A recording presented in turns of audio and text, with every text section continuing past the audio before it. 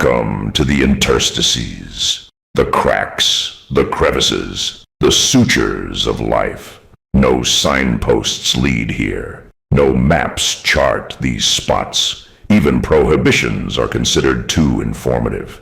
You can wander in and wander out of this limbo without ever knowing your luck. You can dawdle here, feeling only the terrifying freshness of the air. This is neither here nor there, both good and evil. It is where we are most ourselves, and most strange to ourselves. This is the land of lost socks, burnt manuscripts, and accidents waiting to happen. It is where gold poachers come to get their yards of space. It is the shade behind the Chinese curtain where Aphrodite puts on her flesh. Here you will see the cosmos in its birth pangs, reality still looking for its own anus, law and order running about like children without shoes. Here existence is speculative, thought is quantum. If you don't wish to splash about in the primal soup, get out. If these promises do not exalt your heart, go away. But happy are the few who are at peace in this place. In this equivophobic world, happy are the ones who love their demons.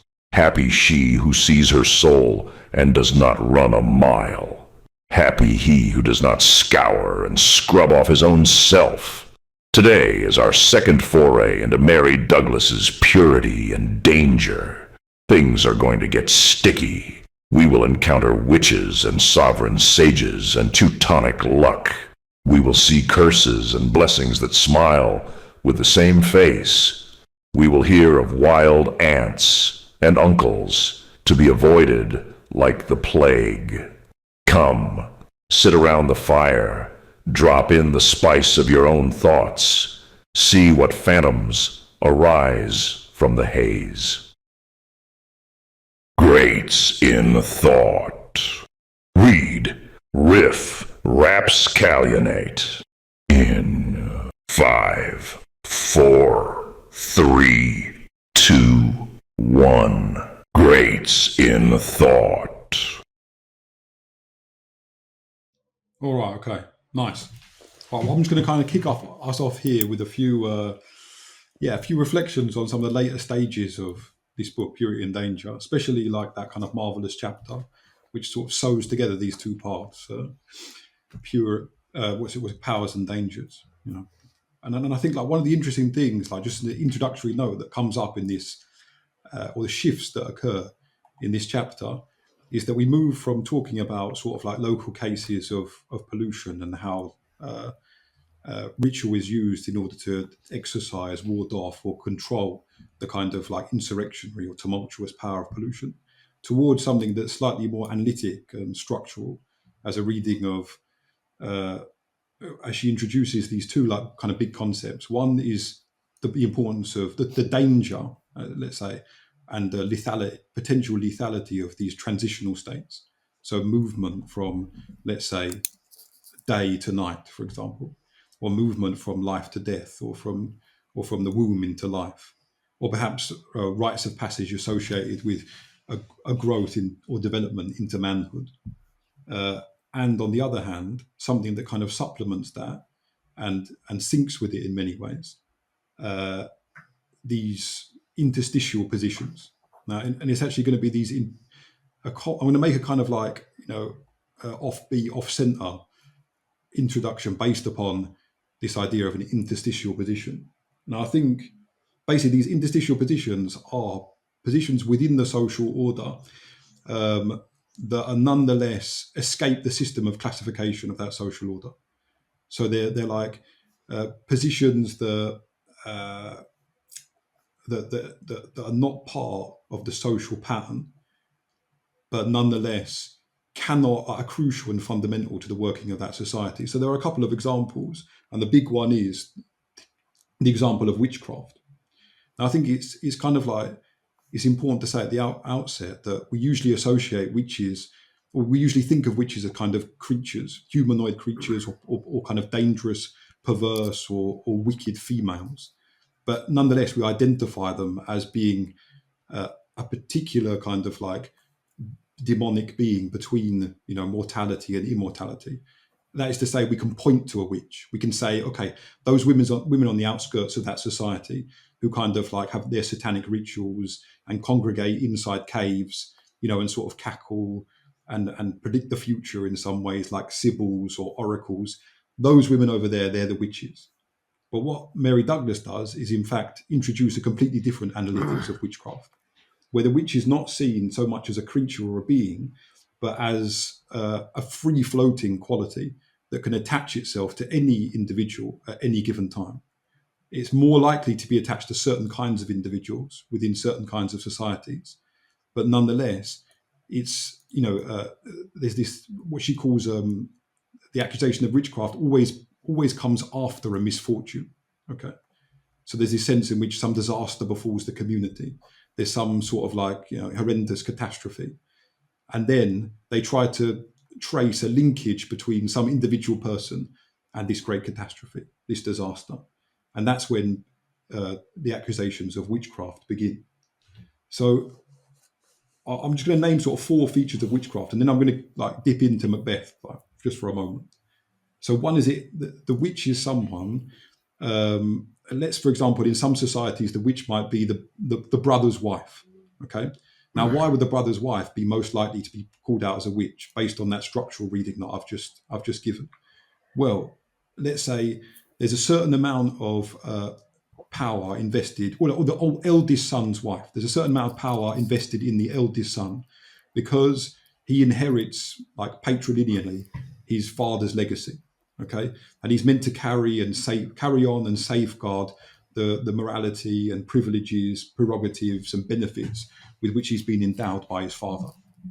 Nonetheless, his son will also go on to inherit, his morality, his agenda, his set of unfinished tasks. So in a weird way, the woman occupies both as a kind of like potential queen of that dynasty, so in an important, sovereign, powerful position, and at the same time, a sort of intruder or outsider, because she comes from another family, she comes from elsewhere, and therefore brings with her certain kinds of other agendas, other allegiances, and other ideologies.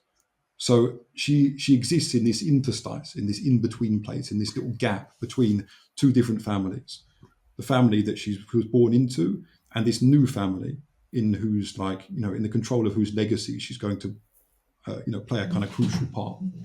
Now, a couple of interesting things occur. One is that her power is not based upon deliberate sorcery or strategy. It's always involuntary, and it's based upon the way in which her moods and her emotions can function a bit like miasma or pollutants. So if this woman is in a rage with her husband, she kind of poisons the family in some way. Okay, she operates in a position where her swings in mood, her like moments of rage or resentment can perform a kind of like black magic, weakening the husband, for example, or maybe crippling the child, or whatever it is. Now, I just thought, basically, one of the kind of most masterful interpretations of the witch is that in Macbeth. And actually, you can kind of map out all the features of witchcraft just by going through it very slightly. And also some of the more complex aspects of this idea of being in between, interstitial. So the first thing is that, when Macbeth begins, you've got this moment where the witches appear, and the witches don't just come out of nowhere. They're sort of symptoms of political turmoil. The witches only exist because there is a civil war. Okay, the witches only exist as a projection of kind of like civic unrest, a friction within the polis. Secondly, the witches are also unclassifiable and uncategorizable. So when the witches appear, Banquo has this moment where he says, you look not like the inhabitants of the earth, but yet are on it. You should be women, and yet your beards forbid me to interpret that you are so. You don't look like someone that can understand me, and yet at the same time, you seem to be, because by each her choppy finger laying upon her skinny lips. So they produce, in the mind of the man of reason, Banquo, a series of paradoxes or aporias or contradictions. They both seem to be women and are not women. They both seem to be inhabitants of the earth and yet are not inhabitants of the earth. So reason is kind of confounded and bamboozled and cannot identify these creatures. All right. Secondly, their form of speech itself is interstitial. Okay. They can only speak in the form of paradox, aporia, riddle, and enigma. Like their kind of famous lines are that, foul is fair and fair is foul. They confound those differences. They confound those oppositions. When they come to make Macbeth promises at the end, and they say things like, you're basically going to be immortal and immune and invulnerable until Birnam Wood gets up upon its legs and walks to Dunsinane. Okay. And you're basically immortal and invulnerable because you cannot be killed by a man who's been born of a woman. Okay. So this is a kind of what Shakespeare calls equivocation, but you can also see as interstitial speech. It's a form of speech that has an irresoluble kind of like paradoxical significance. So of course the wood cannot get up and walk towards a castle, and of course, if you can't be killed by a man of woman born, then you are immortal. And yet, because the witches equivocate, because their meanings are not as they seem, because they have this kind of wicked irony and doubleness, Macbeth is seduced into giving, the wrong reading of them. Because in the end, the Malcolm and his troops chop down the forest, and they carry the branches on their shoulders to hide how many, members of the army there are, to hide their numbers. And so it actually does look like Birnam Wood is kind of sieging Dunsinane. And again, Macduff, who eventually kills Macbeth, is not born from a woman because he was cut from his mother's womb early. Okay.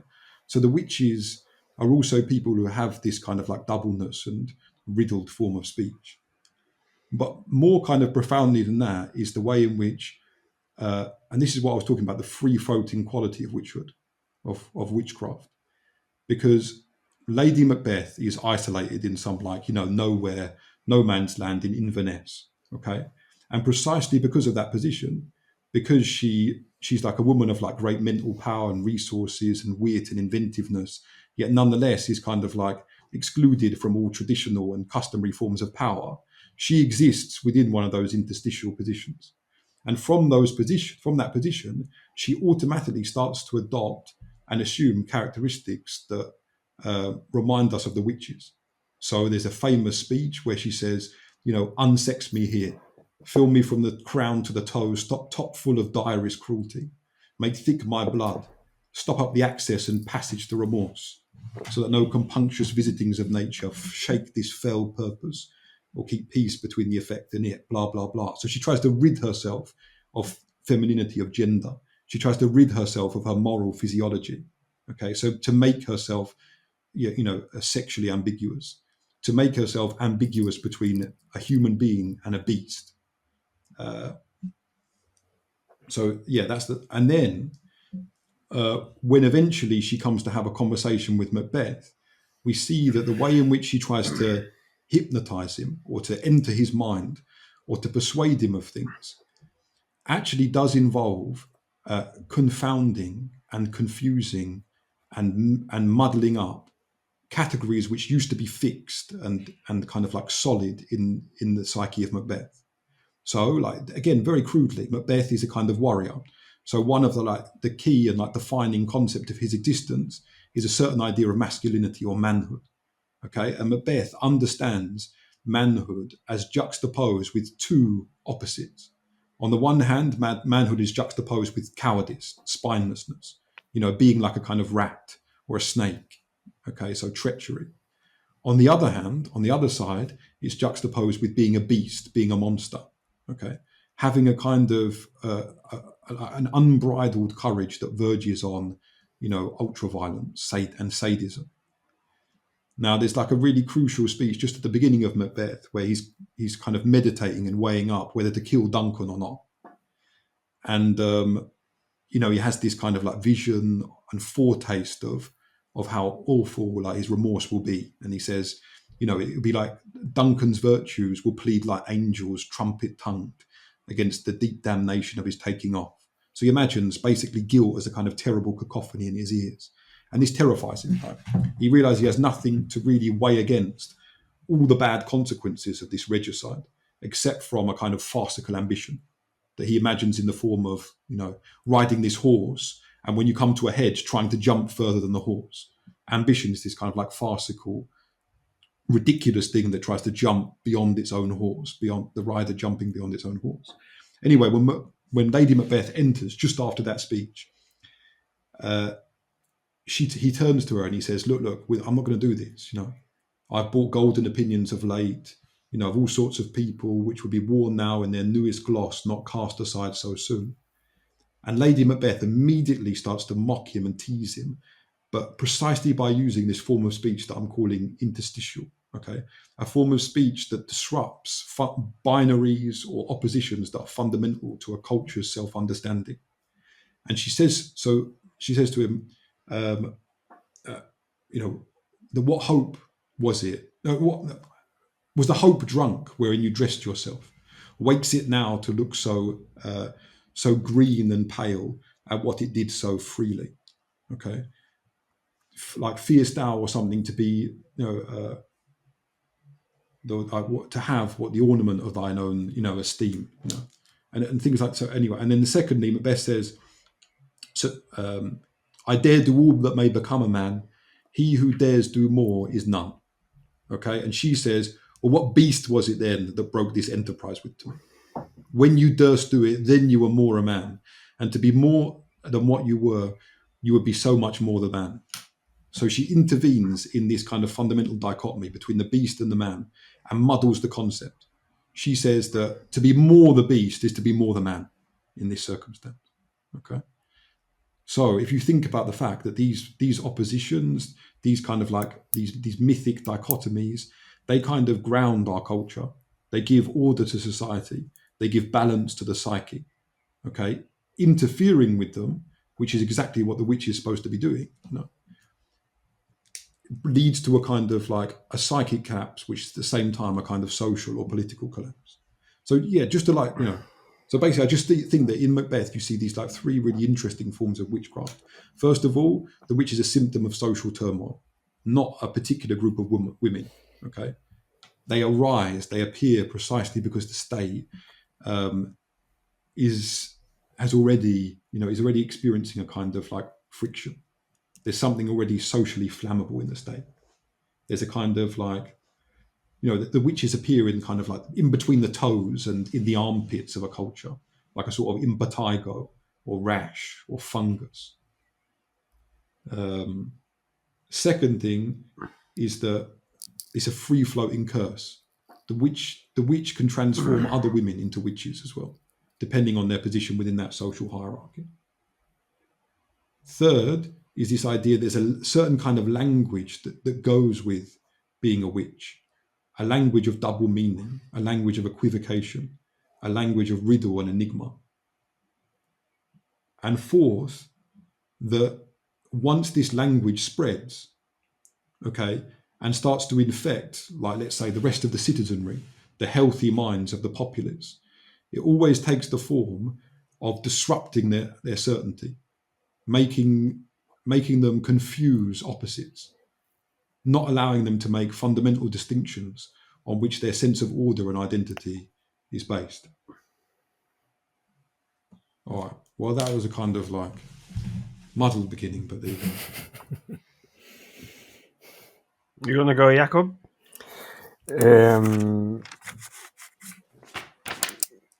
I only feel I have questions. I must say my reading today was poor, so I haven't really gone into this very thoroughly. But no,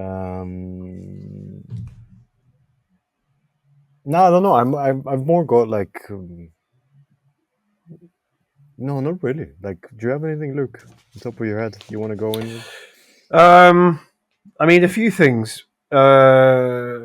Response to a few things. It's quite funny to think of her kind of in the broader context of anthropology because I don't know if it was her like direct teacher was E. Evans Pritchard, who wrote about witchcraft and oracles amongst the Azande. I think I've talked about it before, where you have the Benge oracle. So there's a certain bark, and it has like a poison in it, but the level of poison is variable. So they mix the bark into like a paste, or like they stew it in water, and they feed it to a chick. And whether or not the chick lives or dies determines whether or not someone was guilty of witchcraft. And so accusations of witchcraft, like Patrick pointed out there, and witchcraft itself is separated from sorcery, so they're not intentional. What happens is if you harbor resentments towards another member of society, or if you if there is some kind of a form of not necessarily turmoil, but some kind of friction or fission in social relationships, someone will kind of become ill in a sense, and then they will say, "Oh, this person is." I don't know if they'd say this person is a witch. I haven't read it in a long time. Which was something that was quite interesting, I guess, about her, like this depiction, which becomes about the object kind of personified and manifested within a person, rather than it being a kind of object of its own. But basically, when you harbor these resentments, or there is this like friction that's and most of these frictions are kind of internal to the particular kinship system or structure. So kind of like your example with the what was it, like the nephew or something. The way that these kinship structures work, the kind of way that the responsibilities, rights, privileges are distributed, often leads to tension or friction or problems, or just like everyday arguments or disagreements. And that's kind of like the ordinary everyday context of witchcraft in the I think it's the Ndembu or the Ndembi tribe. But the Benge, it's like a black thing that builds up inside the person who's said to be, harboring resentments or acting in a way that's socially inappropriate, and then it kind of like leaves the body, and then at night it's like a black substance that leaves the body, and then it goes into the person towards whom like the ire, or with whom the kind of like conflict is. And yeah, and it reminds me obviously about what when Tausig talks about witchcraft as a kind of form of resistance against deforestation, kind of the neoliberal exploitation of land in South America. So they have this this kind of myth that the money that's given to you by foreigners, it's bewitched. It's bewitched. So and if you like don't kind of do certain things with it, if you don't subject it to certain, like a spatial separation with other kind of money, it has to be kind of like locked away in a special way. There are certain like rights that surround its handling, its dealing. But what it also does is it affects like a tax on the on the people who are like buying things from them, because those notes are like less valuable. So that's like a later development. I think it's about 20 years after Mary Douglas wrote Purity and Danger. But then I think what was quite interesting about the depiction in Macbeth is that actually the witchcraft and the kind of the accusation of witchcraft in the in that period of time, what were the 15th and 16th centuries. I mean, like the book on identifying witches, it sold like over 1 million copies, and this was in like the 1500s or the 1600s. With a much smaller population. So you can imagine how central it is. And what was that? Well, it was of course the period of the spreading and generalization of enclosure that I've talked about, a lot about before, which would have, well, I mean, the kind of range of new relationships that will be formed and have to be worked out, the redistribution of powers that was inherent within closure, the sudden prevalence of a kind of societal residue, in the form of beggars or people who can't work because they become alienated from the land and become kind of wage laborers, and the sovereign no longer has kind of like certain ritual obligations towards them, or even the basic obligation to keep them alive. So to not allow them to starve to death, for example, if their harvest is bad that year, to reach into their stocks, to sell their gold, to do whatever is needed to kind of feed the population. So you can imagine, like, at that point, the relationship between the people, well, it's radically transformed. It introduces all sorts of turmoils, tensions, frictions, and then they're also working out a whole new kind of society. And that's when the whole kind of witch burning craze takes off. And it's also a time at which there's this big kind of, it's like in through enclosure, the church emerges as like a significant player in terms of power beyond, kind of far beyond consecration. But what's interesting in that literary depiction, well, in this context, is that that the you talk about this kind of like interstitial language of the witches, and I mean it was funny because I just always, when I think of how people behave during COVID, I always thought of that Monty Python sketch, burn the witches, burn witches, and it's kind of like it shows that the way in which our culture has become so flattened and kind of hollowed out, it lacks richness. So rather than us having these, interstitial figures that emerge, or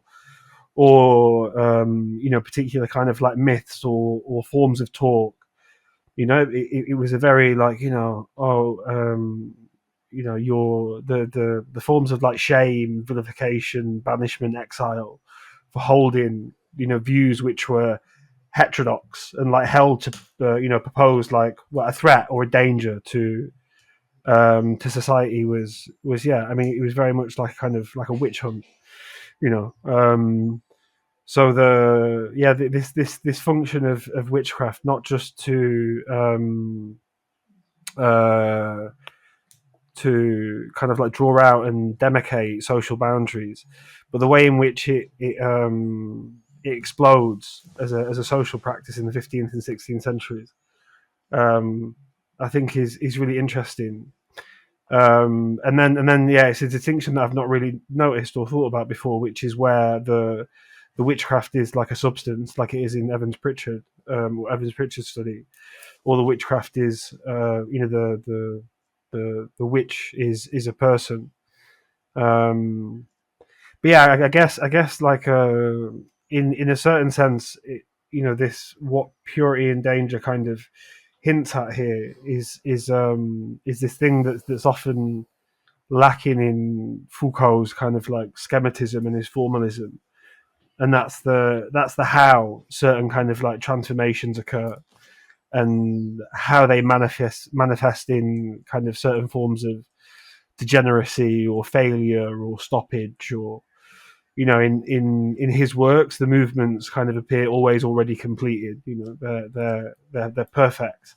Everything links together in a web that seems almost inescapable, which is what lends it this sense of like being trapped and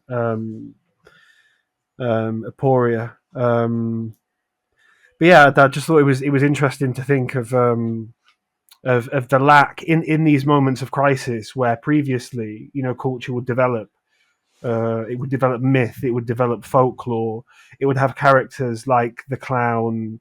It would have characters, like witches. It would have these people, through whom, because of course, who would be accused of being a witch. Well, she might be someone who in the village is simply taking on certain techniques of the Enlightenment. She might be someone practicing alchemy or using new kinds of technology to do things, in a way that disturbs the disturbs the social order. And yeah, there's a really good. I don't know if it's in Levi Strauss, but there's a really good joke which is about Amerindia in the 19th or 20th century, and they say that when the Westerners were burning witches to see whether or not they had souls, the Amerindians were drowning Westerners to see whether or not they had bodies.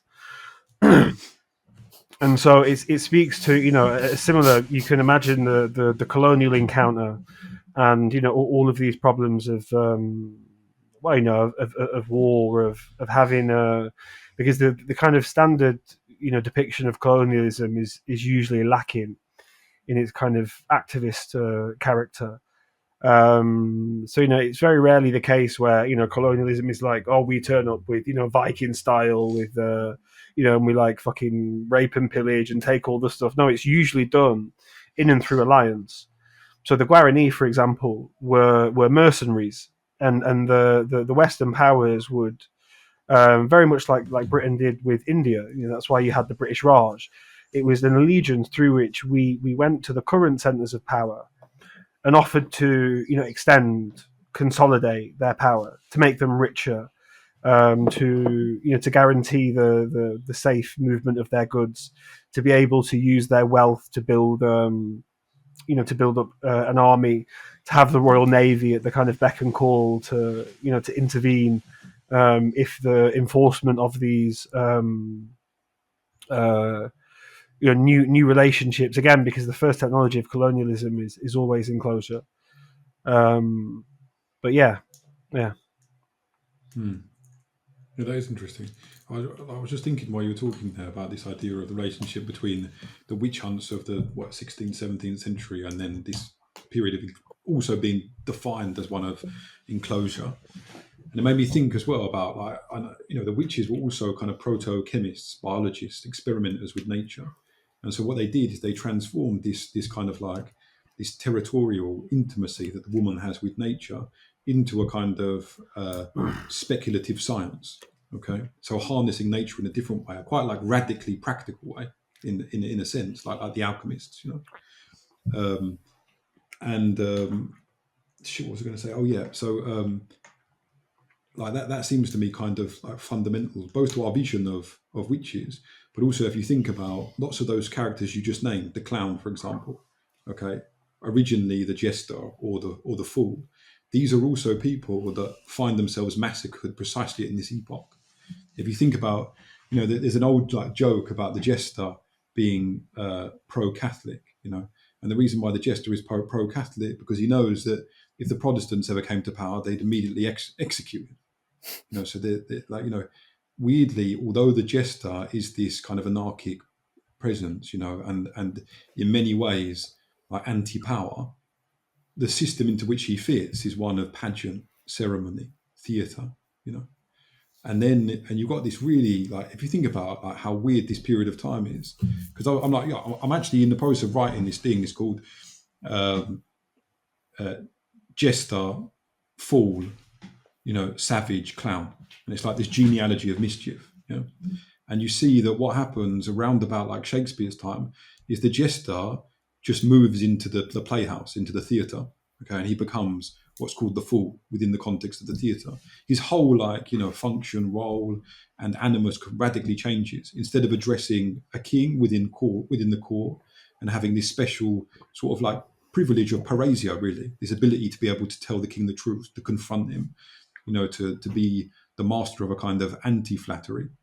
You have this, he moves out of that position, often incurring the kind of hatred and acrimony of the fellow aristocrats. Nonetheless, he moves out of the court at this period of time and into the theatre.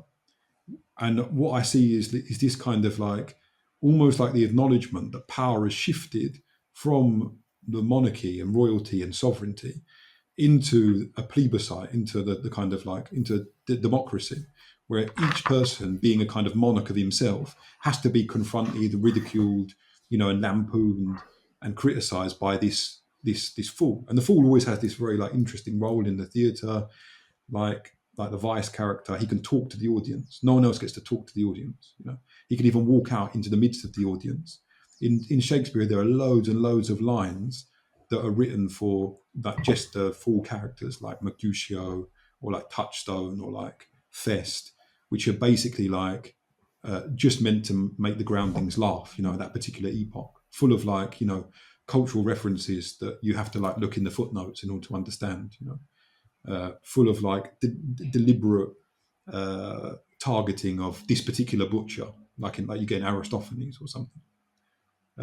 But then what's really weird about that is that the period of time for which the fool flourishes is incredibly short. It's like 20 years or something, and then that character is just completely, evicted from theatre, doesn't appear again at all. And when you start to look at Shakespeare's versions of the fool, you start to notice that already in their comedy there's this kind of melancholy, as if they were already saying goodbye, as if the fool wasn't really an individual character at all. He's more like a kind of elegy for the jester, a sense that, look, this period, this thing, the jester used to exist, okay, and now he doesn't anymore. You could have had that good stuff, but it's gone. And I'm here just to remind you, a kind of like relic of some era that's already dead, because the Puritans, they're surrounding us. The new era of kind of like, puritanical pragmatism is upon our doorstep, and soon they'll hang me as well. That's the kind of like joke and the tone of all the Shakespeare fools. And then you get this weird other character who comes into existence, and like there's some other stuff that goes on in between, but just think then how different the clown is. And I've started to think the clown is basically the kind of banished jester, okay, and the jester that's kind of that uses nihilism and misanthropy as kind of not as ideologies but as genres of performance. So and like you think about the clown is always misanthropic, it's always nihilistic, but that's part of his style, it's part of his manner. Very different from the jester and the fool. He doesn't offer any wisdom, okay.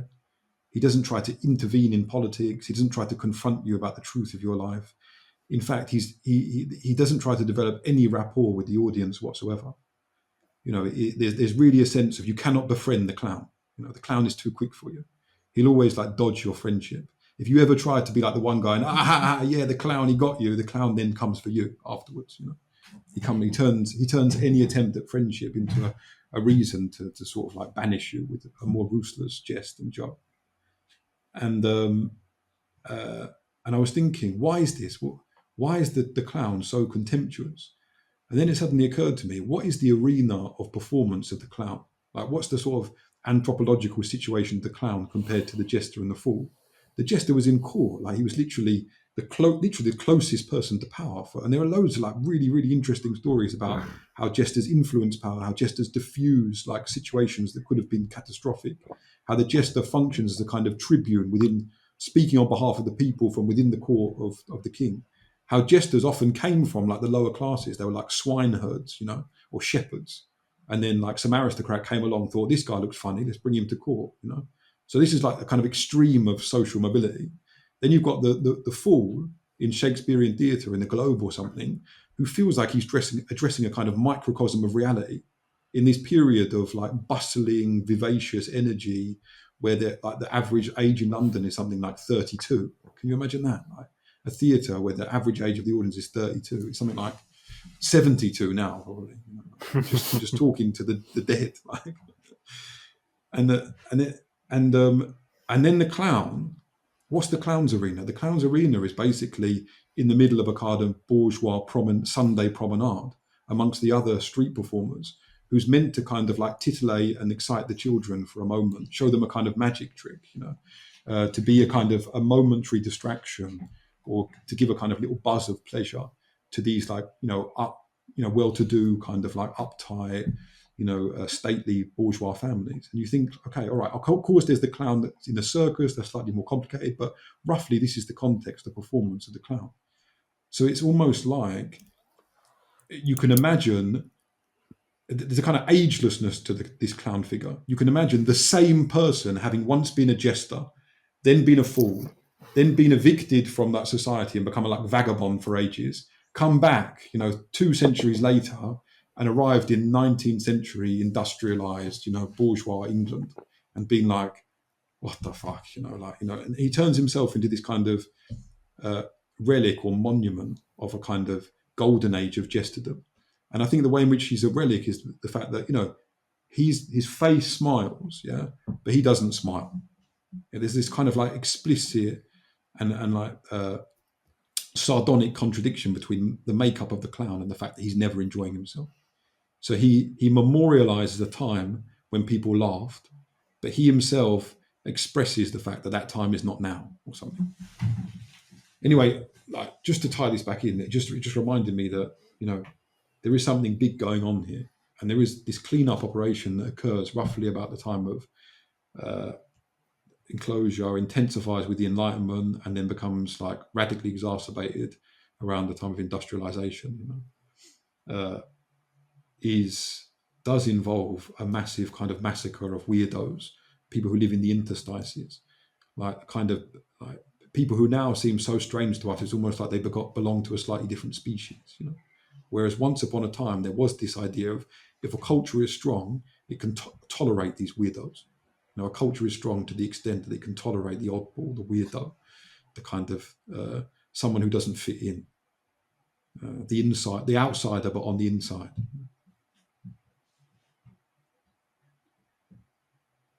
Yeah.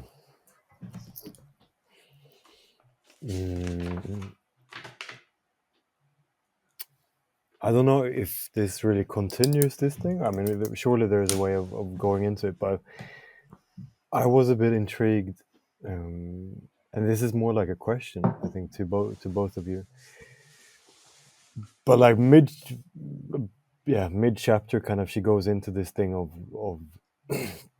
of form contrasted by the surrounding non-form, right? And then she goes on to say, to go into kind of this a kind of definition of then witchcraft, I think, or not witchcraft, but she says, so our inventory of powers must proceed by classifying all kinds of personal intervention in the fortunes of others. And then she says something which I just wanted to see what you think about.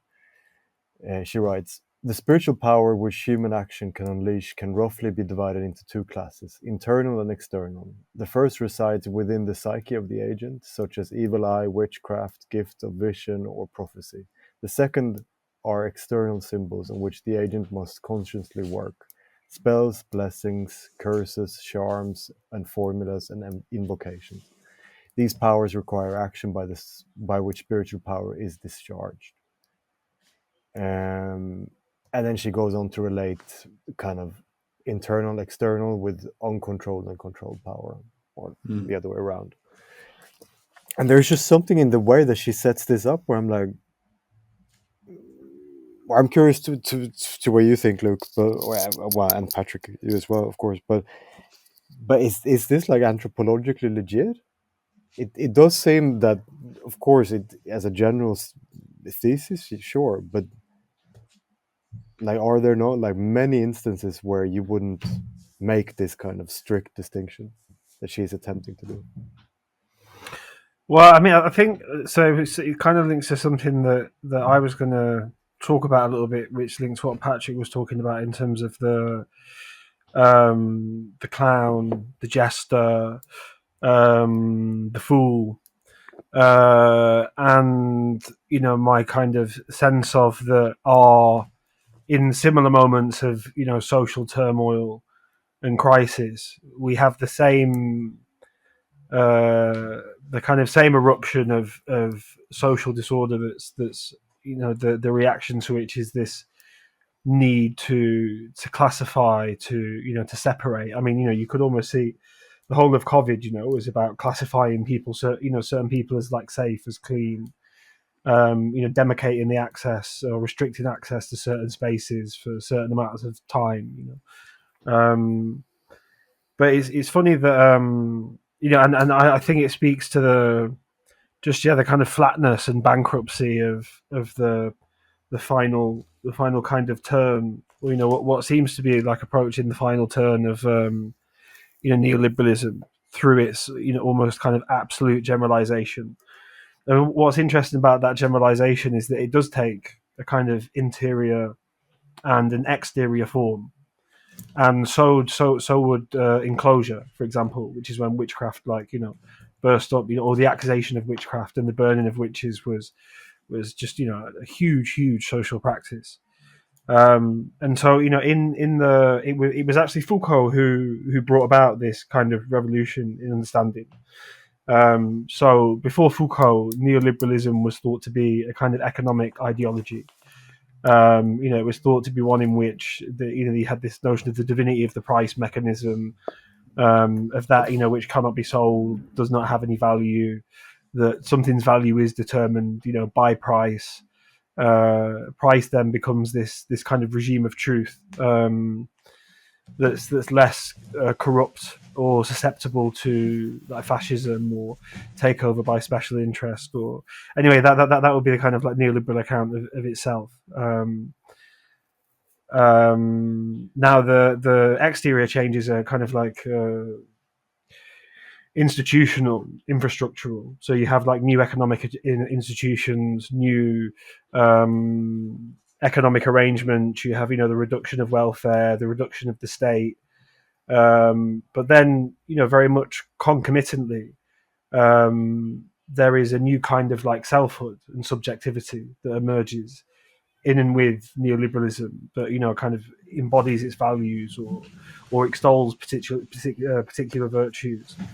And what's interesting about the at the beginning of neoliberalism in the 80s, I mean, there were loads of incredible shows that were very critical of kind of like Thatcherite, sort of Reaganite economics and the kind of social transformations that they engendered. And I'm thinking of two in particular. So one's Red Dwarf, and it's this story about a guy who he was on like a deep mining ship, somewhere in the cosmos, and that he basically, there's a radiation leak and he gets stored in stasis until the radiation has gone to a background level, by which point humanity has become extinct as a species and he's the only man left alive. Anyway, the kind of all of the subjective attributes of neoliberalism. So it involves like a certain kind of deference. It's very kind of petty bourgeoisie.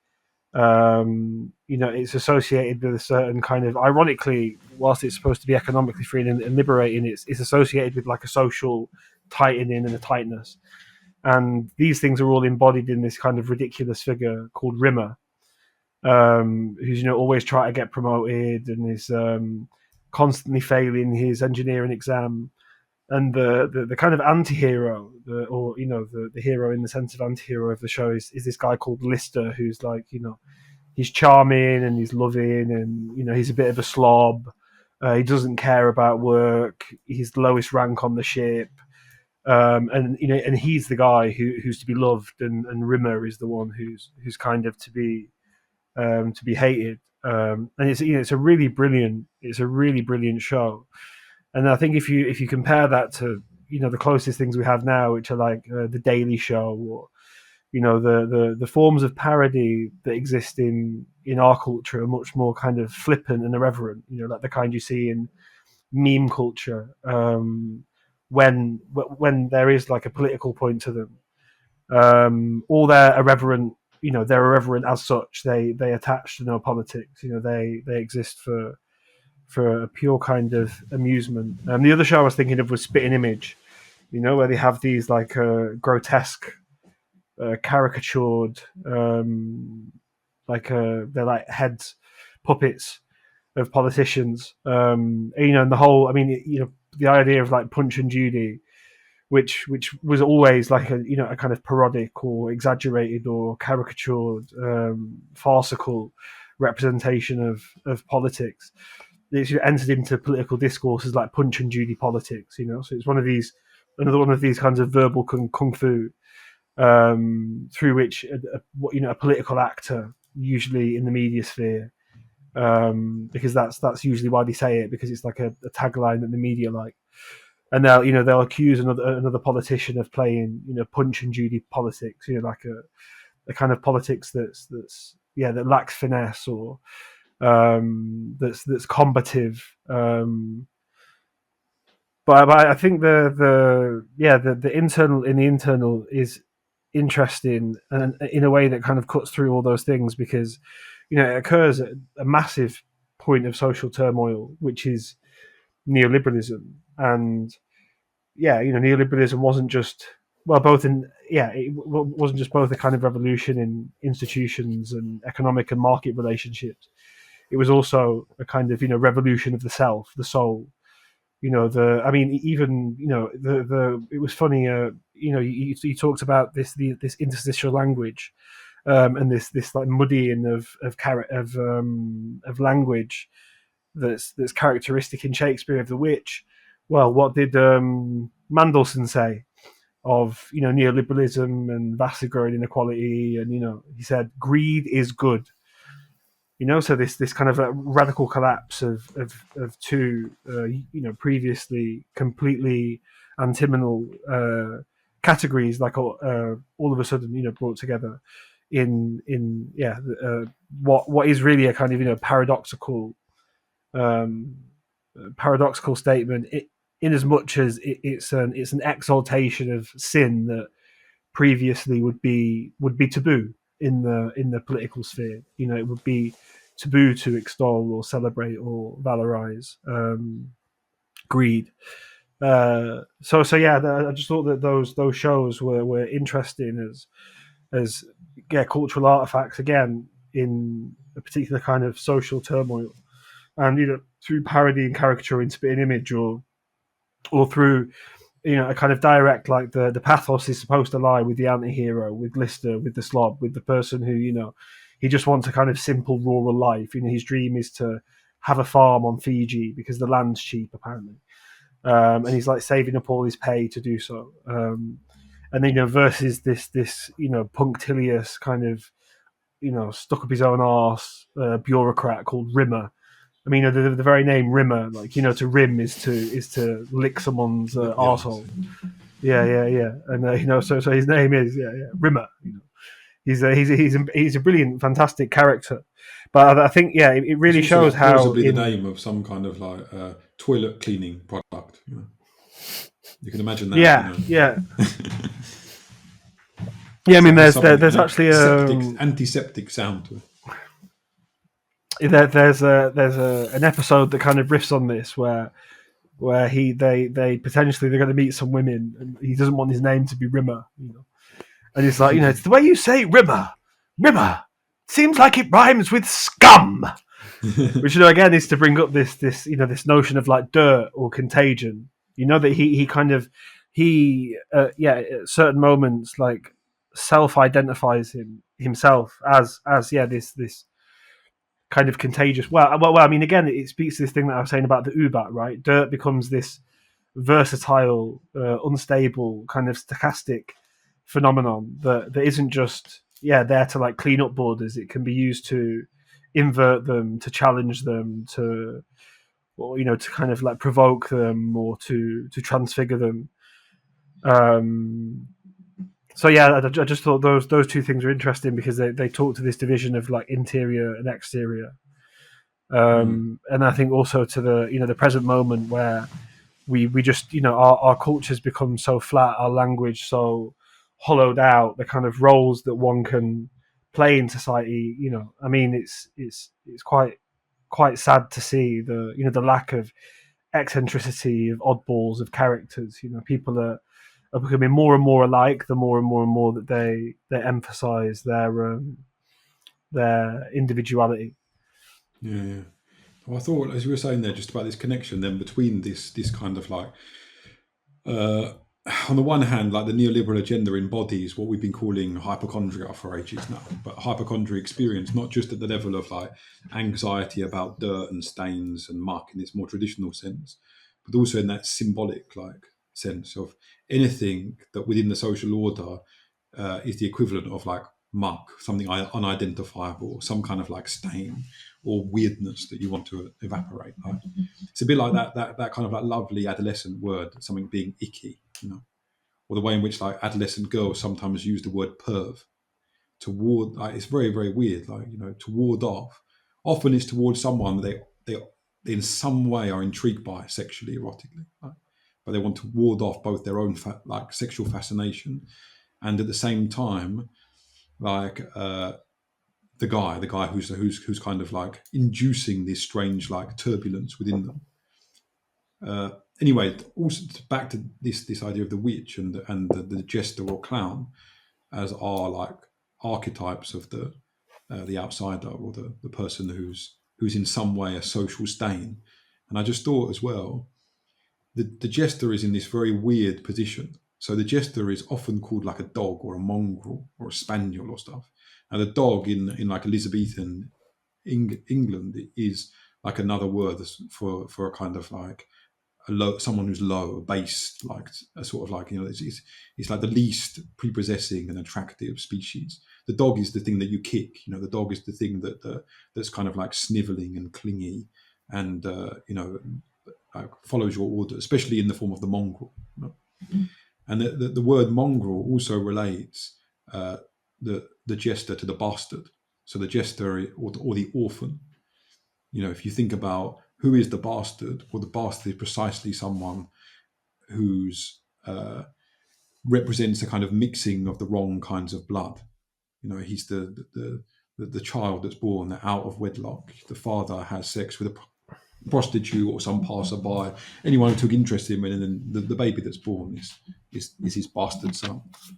And I just thought there's the beginning of that chapter on powers of dangers says that although we see disorder as like a threat, as something that could devastate the social order, nonetheless, we also acknowledge it as having a certain kind of fertility, a certain kind of another more uncanny power.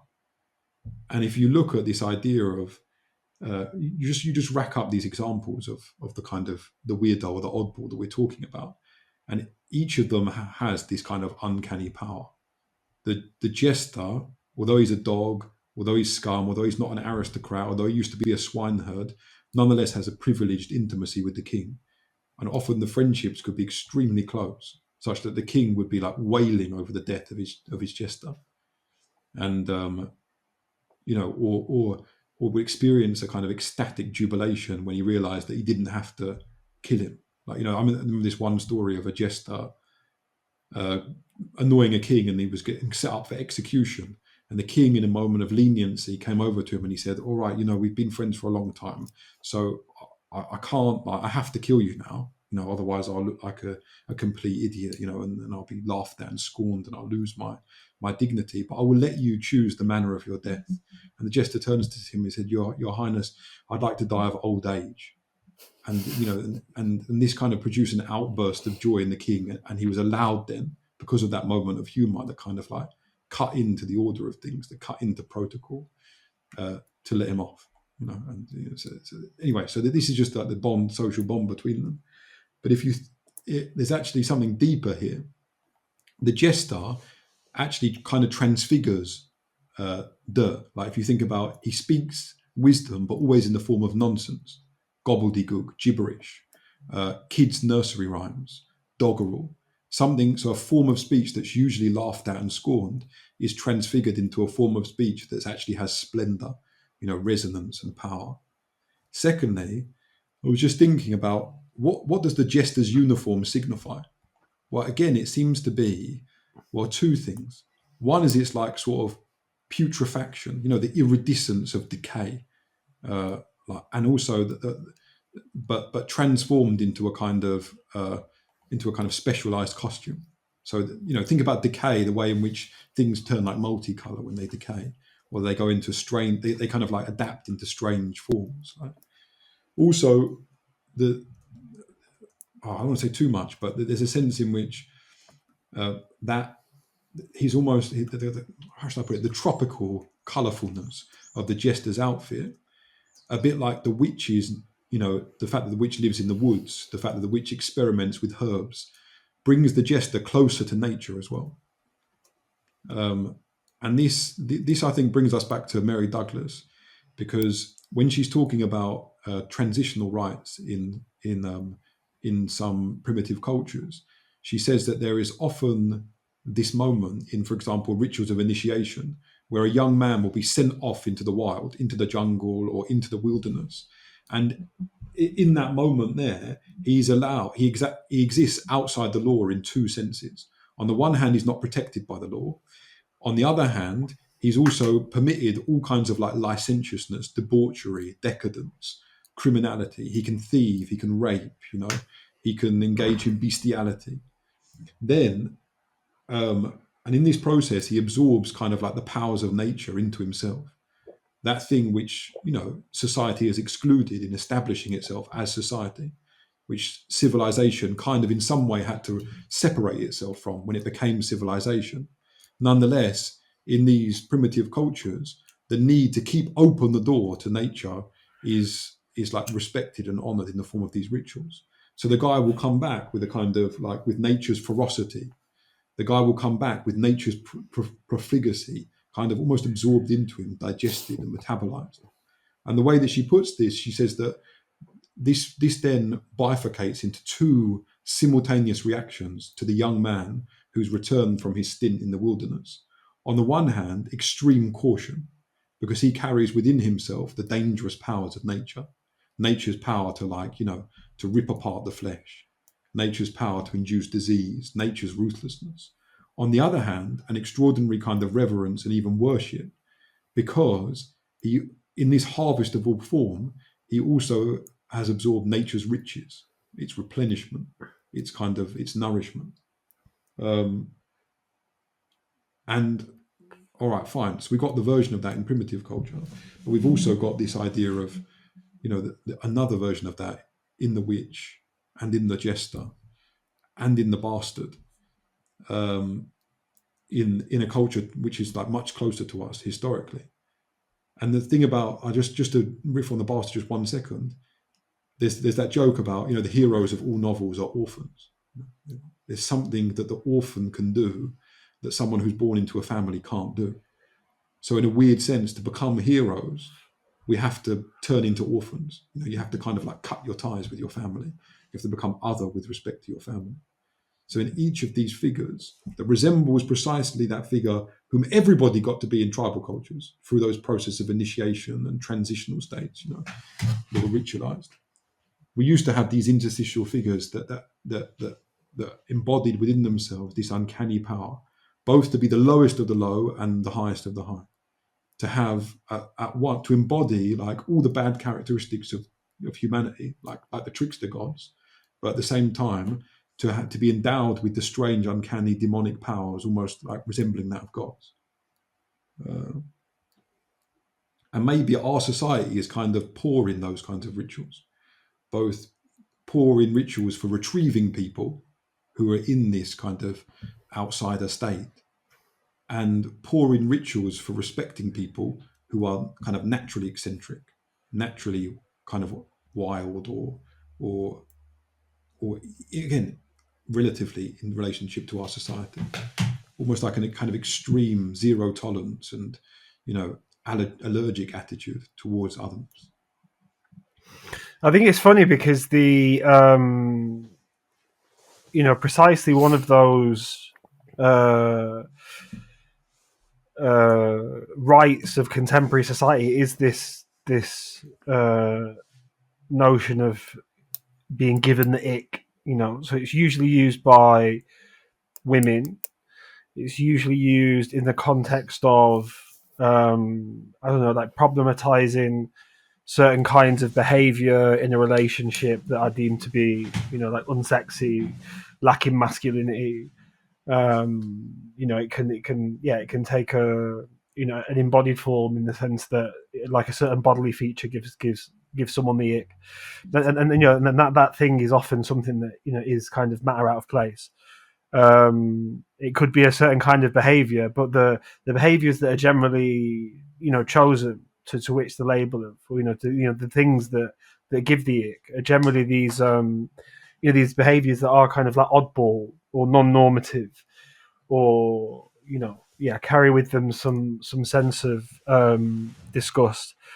But what's kind of interesting about it more broadly is that it kind of moderates a dangerous power, and then it does so in the, especially now in these kind of like affirmative groups. So there's an immediate affirmation, validation, and reciprocity when a woman kind of complains of something about a man who gave her the ick. Now the fact that it exists, generally in like a sexual context, and in the form of like either problematization or refusal, is because, well, sexuality for a woman is a kind of dangerous power, in as much as it exerts a force upon men who might then desire them or look at them in a certain kind of way, or it might transform or transfigure the behavior of a male, whether or not they're attracted to them, and whether or not it's a transformation or transfiguration in a way that they find pleasing. And so, I mean, yeah, you could almost do like I was reading about this artist from the 20th century called Linda Rosenkrantz today, and how she taped these like conversations between artists and intellectuals in the New York scene of like the 60s and the 70s. And I think these kind of very, very ritualized female spaces, there would be like a fascinating place to kind of be a fly on the wall, or have these forms of talk transcribed, to see all the kind of like complex matrices of affirmation, validation, because of course this notion of someone giving me the ick has emerged at a time of the overdetermination of feminine sexual power, almost to the point of like, I don't know, like it's 0 degree of banality. I mean, yeah, I see like the most recent trend is the completely see-through dress, with no underwear. Or there was the dress that the Kanye West's new wife, whatever she's called, was wearing, that just looked like, well, that was kind of see-through. It was just completely see-through, as if she was wearing nothing. And so yeah, so it's interesting that again that there's this kind of like dangerous power that in a certain sense is being enhanced, is being exploited, is being expressed more freely. But that is not at the level of kind of like general economy or general energy.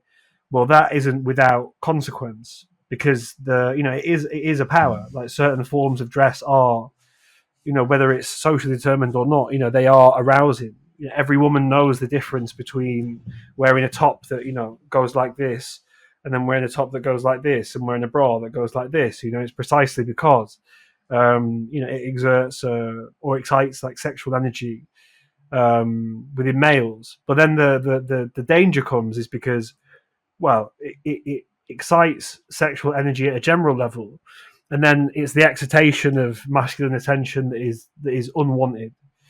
And these kind of like circles of validation, and I'd be really interested to kind of transcribe a bunch of them and just listen, where a woman goes and talks about, because there are these attendant figures, it's like someone who gives you the ick is like a creep, or a perv, or they become these kind of like disgusting characters to be vilified, to be shamed, to be if it takes place within a community that has enough cohesion and closeness to enact like primary mechanisms of social control, it can also result in various forms of banishment, or exclusion. Oh, that guy's a creep. We don't want to invite him for dinner. Oh no, he's a real perv. We don't want him to invite. We don't want to invite him to our party. And those behaviours again are always those that are very pro-sexual, and so invoke precisely this contemporary feminine dilemma in which they've unleashed this dangerous power, and that's resulted in like a general, at the level of general economy, and excitation of energy, And that's why, there's this whole kind of subgenre in YouTube of kind of videos, and there's loads of research on it as well, that, talks about this crisis of loneliness and isolation in young males. Now, a big part of that is material and physical isolation. The life of the screen, and as relationships become more mediated and through technology, they become kind of like flatter and emptier and more hollowed out in real life. But yeah.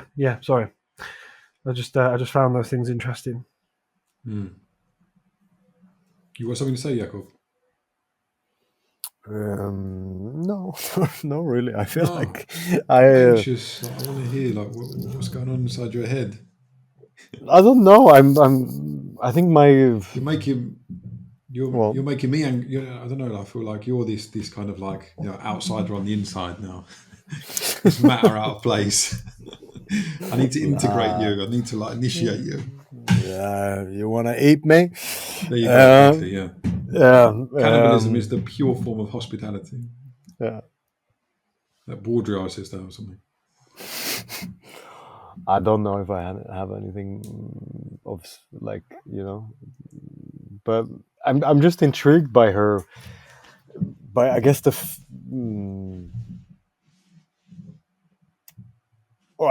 is super vague, but something that I think is interesting is that she, throughout the text, she does operate with the opposites, right, or with these kind of binaries, right, and that makes sense in the sense that she's trying to prove that culturally we're doing this. I don't know. I mean, it becomes a lot about, I think, her opening up, like wanting it or not. It seems like to a reader, I think it's as if she's kind of, or no, maybe it's just her study, but it seems to indicate like, okay, so should we, as we've talked about in many other cases, like, and you've now been talking a lot about the gesture and these things, like, so when the tolerance for ambiguity and for people who embody ambiguity and for ambiguity that arises in relations or in social situations or whatever, so that when the tolerance shrinks for this, a lot of problems come, or it follows with a lot of problems. And then I don't know, a part of me is like, well, okay, sure, I'm also kind of drawn to think, okay, but yes, I'm very much on board with that kind of thinking, but there is also a level where, at least in kind of psychoanalytic terms, ambiguity turns into kind of full unbinding, or like into death, right? The best, the grandest of ambiguity, or I'm not sure. I don't know what you're thinking about it, but I'm more kind of just reacting a bit to the way that Mary Douglas writes, and the way that she sort of then, to me at least, in the little I feel I've read, she ends up kind of I don't know, promoting ambiguity, not promoting ambiguity, but you know what I mean? I mean, preferring it to these binary categories. I suppose very, very simply, like you could just say that, okay, ambiguity produces anguish, fine. And if you allow yourself to be sort of devastated by that anguish, of course you will unravel, and as you put, unbind to the point of death or some sort of like, catatonic state. But nonetheless, she's not recommending just sort of a kind of surrender to ambiguity, but rather saying that they are, in primitive cultures, they've been kind of controlled in some way by ritual. Okay. So we've accepted that there is this, whatever it is, the wilderness, okay, and the wilderness embodies ambiguous qualities, both of beneficence by giving us stuff that we don't have in society, empowering us. And I don't know, like just think about the way in which you go and live in the jungle for a while and your sensory organs just radically change, even by going into a kind of one of the old forests. Like you become attentive to what's going on around you, and there's a kind of variety of different smells and sounds and so on. And this could function as a kind of sharpening of sensibility, a kind of a growth in psychic alertness or whatever it is. So you come back to the town again, changed, revitalized in this way. But at the same time, you also carry back to the town a certain kind of savagery that we don't know if we can receive or not. So what she's saying is, how do we deal with that then? Well, we have these certain ritual moments where it's accepted that you go into the wilderness, and when you come back, you're received in a particular way. And I don't know. There are like, you talk about psychoanalysis. Well, let's talk about dream states and sleep. Now, our society is full of rituals surrounding sleep. Think about kids. Like some parents have like elaborate rituals with their kids. I've got everyone has a kind of baroque like ritual and ornate ritual with their kids. Mine's not particularly sort of like brilliant or beautiful, but it does involve simple things like reading stories. Okay, and most of those stories take the kid through some encounter with an extreme form of danger. Like the abyss incarnate in the form of a wolf, or a dragon or a monster. Now that has a massive resemblance to, I can't remember the community she was talking about, but do you remember there was a passage earlier on in the book where she's talking about how during difficult births, there's often a kind of shamanic character who intervenes, and there's all this stuff about the unborn child. The unborn child is like neither alive nor dead. The unborn child is neither a human nor not a human. So he's kind of like this interstitial character, par excellence, And so there's a lot of anxiety that surrounds the unborn child. Like in certain cultures, he's mythologized as having the power to sort of like increase the illness of the people that are already ill, Or if you take him too close to grain, the quantity of grain will drop because he has a kind of animal voracity. He has a kind of like insatiable appetite, that symbolizes his, he's sort of like he's unbridled or sort of like state close to savagery, his primal state. Anyway, so when there's this difficulty with birthing, and of course this could result in the death of the mother, it's a situation that's surrounded by all different types of anxiety.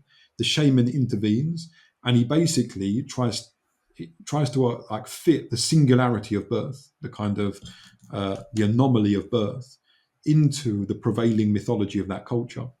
So he'll imagine himself being this kind of crusading knight and going into the uterus and fighting off the forces of darkness, and he'll kind of like, whip up a spontaneous Homeric epic with him as the kind of Odysseus or Achilles going into the womb, going into the uterus, going beyond the frontier of the vagina and fighting off the forces of black magic, of darkness, whatever kind of like witch-like characters it is that are trying to keep the baby for themselves. And in and through, mapping the singularity onto a culture and mythology with which the woman is already familiar, this functions as a kind of lubricant that brings about the delivery, that finally ushers in the moment of birth. And I think like we have something similar with in our way of dealing with kids' terror of the oblivion of sleep. Okay, we're going to sit you down. We're going to have a story. You get to be really close to me. Maybe you have your nightlight on. You can. I would deliberately make lots of noise. When I'm in the kitchen, so that that you're in this kind of warm atmosphere that's kind of like a second womb. Your bedroom. And beforehand, what I'm going to do is I'm going to poetically and mythically confront all the forces of darkness one by one and show how goodness prevails. The little piggy at the end defeats the wolf. The knight slays the dragon, whatever it is. William Tell finds out a way of beating the sort of like the corrupt junta or aristocrat that tries to have him kill his son. Blah blah blah. And so that eases the child, soothes their psyche, kind of makes them more relaxed at this pivotal transitional moment. So, what was your question again? Did I answer it? Yeah, I don't know. No. He was talking about ambiguity, and I think you were you're riffing on that and kind of the role of ambiguity. And I've actually got like quite a few things to say that I think quite a few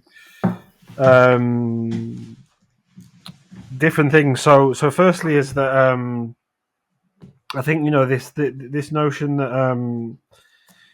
that the tolerance for ambiguity lessens and that results in turmoil, strife, problems.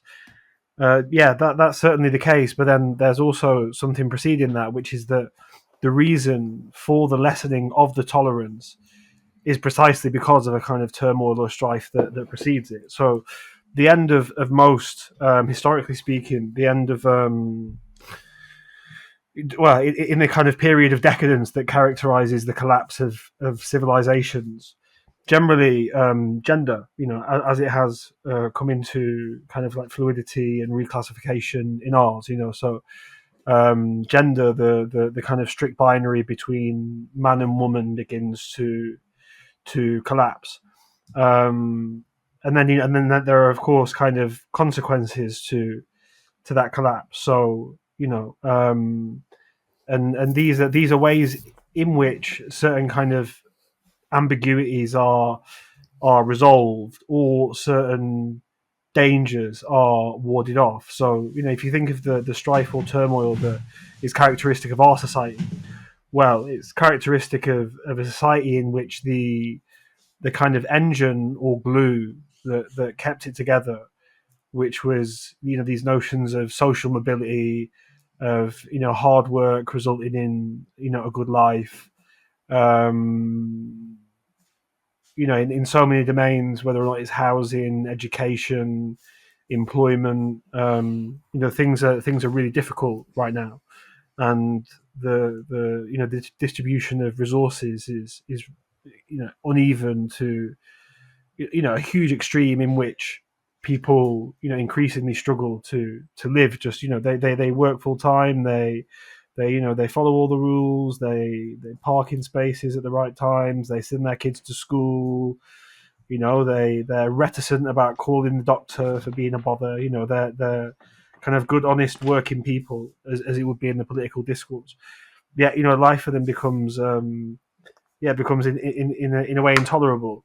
And then you can almost see this whole kind of like I don't know, that red pill kind of brosphere, manosphere thing on the internet now. Well, it's about the overdetermination precisely of the opposition between male and female, but then manifests itself both in a kind of overdetermination and like a kaleidoscopic breaking out. So female sexuality becomes aggrandized at this point because, well, it's a useful resource. It's like like a bargaining tool in the hunt for what? Well, when I don't know, that there are millions and millions of these videos of women who speak about like what they want in a man. I mean, it's mainly American, but the crisis is felt kind of most strongly there. But the stats on the number of people under 30 who haven't had a girlfriend or boyfriend or have never had a sexual relationship are just completely insane. So you can imagine you have all of these young men, and then sex is kind of like everywhere. You go to the shops, and there are a lot of women who wear just very casually, like very provocative clothing. Or you go to the gym, and there's the girl, like doing her squats to like perfect her arse, or you go to the nightclub, or you can look at porn, or you watch TV. There's constant titillation, constant excitation, a kind of constant expansion of this sexual energy, which has become a kind of weapon in the game. So if you think the time when these transformations begin to happen, like I said, in this kind of in our society, the final turn of neoliberalism. Well, that's when you had songs like by Gwen Guthrie, ain't nothing going on but the rent. You better have a J-O-B if you're gonna be with me. No romance without finance.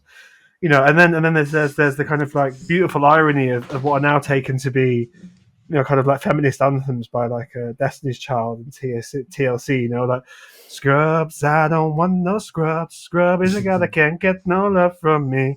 And again, there's the invocation of like a scrub. Well, I mean, it's quite a rich word, right? Because it means to scrub, but then like scrub oneself up means like And again, it relates to social normativities, so to scrub oneself up is to kind of like dress up, it isn't merely to be washed, it's also to be washed in a kind of, in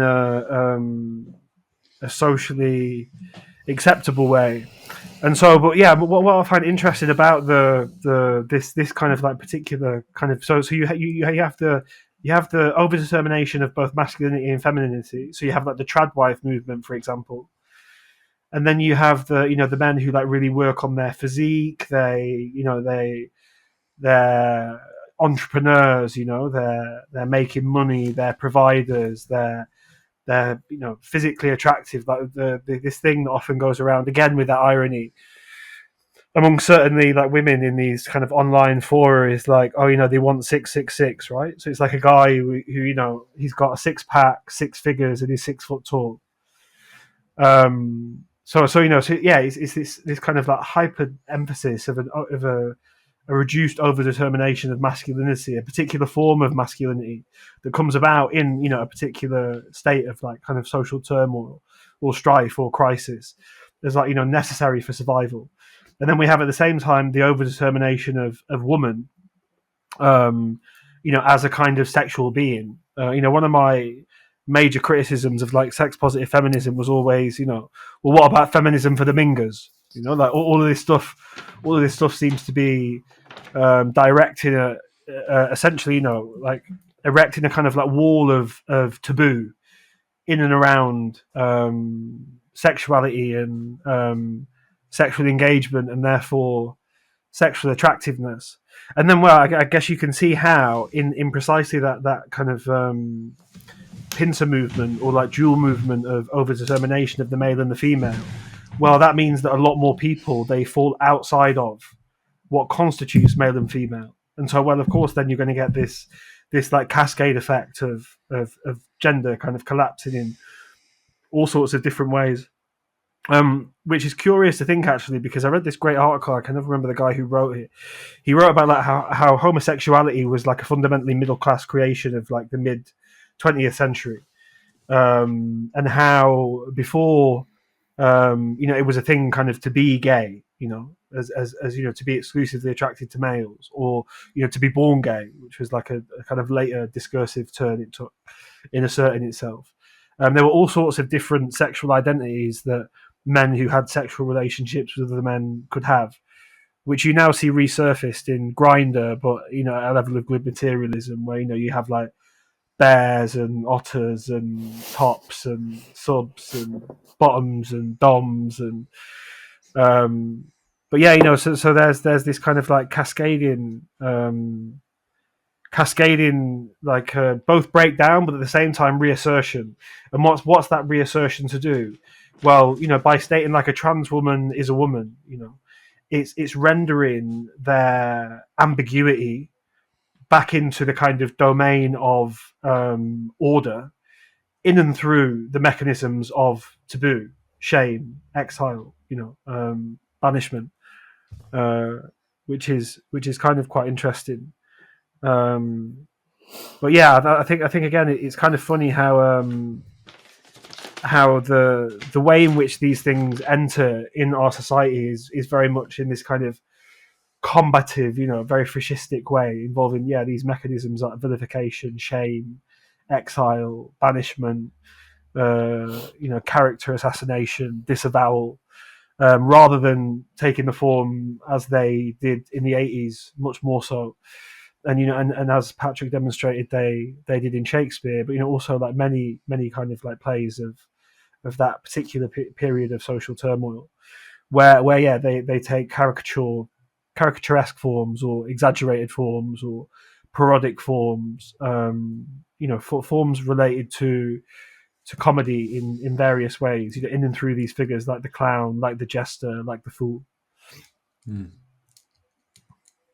Yeah, I was thinking actually as well, like this, in relation to what you were saying earlier, Luke, about the ick, getting the ick, and also now, like in relation to slut walk, for example, there is some like, okay, so in some weird way, to say that someone evoked the ick in you is to name him as the kind of the witch, if you like, the person who's cursed, the person who, like, makes people uneasy, that has that kind of like uncanny power. Yet nonetheless, the definition that you were bringing up earlier, Jacob, of witchcraft as being something internal and involuntary, in like Mary Douglas's sense. Well, like this implies that it's something that how should I put it? So it's not used by people who are in legitimate roles of power. That it's not used by people who are like, let's say, a member of the elders or something. It can be used by anyone, and it's often not used as part of a deliberate strategy either. And so I think, so I think that there's an ambiguity as to who exactly is the witch or the weirdo or the person that's producing or embodying unrest in that scenario. Is it the people who are saying they've got the ick? Is it that thing? Is that the kind of like spell in that moment in time? Is that the witch talk? Or is it the people who are and I think, like, the people who are actually being said that they are the ones that give me the ick. Who's the witch? Who's in the interstitial position here? And actually, I think in our society, in this weird way, and this links to what Luke was saying about neoliberalism, is that because we have really no collective rituals now, we have nothing that sort of establishes a common culture, or that establishes, let's say, a common life, that we're sort of all in interstitial positions. We're sort of like, we're born into interstitial positions. So that each of us at any moment in time, and perhaps kind of always, is kind of like collapse into being this kind of demonic character. Now, I don't know what to do with that for now, but like, I'll just say that, float that there, because I really don't know how to flesh it out or to give it more substance. But it seems but that's super interesting. But it's just I just thought of it, so I can't do anything with it, And then we've got this other idea of like, okay, like one of the big problems with the slut walk is that it's almost like it's a complete denial of one's own publicity. Okay, and I mean that publicity, not in the sense of like advertising or marketing, but in the sense that I'm visible. I exist amongst other people, and therefore I'm not completely in control of like the interpretations or meanings of my own actions. I remember having this thought the other day when there was this girl walking down the street, and she was wearing like this kind of the shortest skirt imaginable, properly made up at about like 8:30 in the morning, with like the swish of all the kind of like gestures, accessories, and theatrics of like erotic power, like the swish of the handbag, the sunglasses, and almost like a deliberate kind of like bitch look, and this kind of like. And then she was walking in the manner of like someone who walks down a catwalk, past a couple of guys who were just like, it's the most like cliched scenario, but past a couple of like builders who all stopped what they were doing and just kind of like watched her. Now, her reaction to this was to kind of like quicken her walk, but also to theatricalize her disgust and kind of like snarl and scowl at them as she was walking past. Yeah. Now, there is like, obviously no one thinks that someone, deserves to be, well, people do think that, but I don't. And I don't think it's like reasonable to think that women like, should be sort of like punished for dressing up like sluts, punished in the form of like rape or something. Yeah. No, like that's a complete madness and like and wildness, like that kind of belief. Nonetheless, if someone goes to a party and you're there, yeah, and she's wearing like a really short skirt and kind of like flirting with you, and tantalizing you with her like obvious beauty and physical charm, and has absolutely no intention of like any kind of physical intimacy with you, then what she's doing is she cannot be like celebrated, and that's one of the things that slutwalk does, kind of celebrates that moment there in some way. It doesn't just like vindicate or exonerate it or say that it's kind of like doesn't deserve the extreme like retaliation of rape, but celebrates it. Now, but fundamentally that brings a curse into the whole party.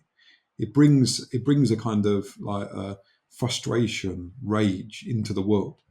And although it doesn't deserve like whatever, like these kind of like wild forms of like revenge and retaliation, it to like the part of the slut walk was we can dress however we want to dress. Okay, I decide what I wear, and also by implication, and this is where I think it's just nonsense, I also decide the meaning of what I wear. Okay, I also have like a complete control over the symbolism of what I wear, whereas no one has that. It's in like the nature of meaning and in the nature of symbolism to escape the individual, to belong to the community. No one can like be like a Humpty Dumpty and legislate to language and say no, my words have this very particular idiosyncratic meaning, so you have to understand me in this way, and in fact I'll give you definitions of all of my words. When I say crazy it means pleasant, this kind of stuff. And like, even if that could be imagined, I would always think, no, it's just because you find crazy things pleasant, if that has any meaning whatsoever. So in a sense, the word crazy is still communal, it's still shared, it's still in common. So when I wear something, I cannot wear it for myself. I always wear it for everybody, for whoever I happen to meet. Now, it seems to me that what my explanation for this is that what the slut walk really want to do is kind of curate their own audience, to establish a particular audience. So therefore to establish a kind of personalized social milieu before whom they get to perform. And maybe one of the ways in which this happens, not at the level of like slut walk, but at the level of everyday, like female sexual exhibitionism, is that is through the icky, through the ick, through the people that are creeps, through the people that are pervs, the people that are disgusting. They're the people that don't have a right to look at me. Okay, they're the people that, in and through their look, they reveal a truth. They reveal a truth about the fact that I am to be in this current clothing. I'm to be ogled.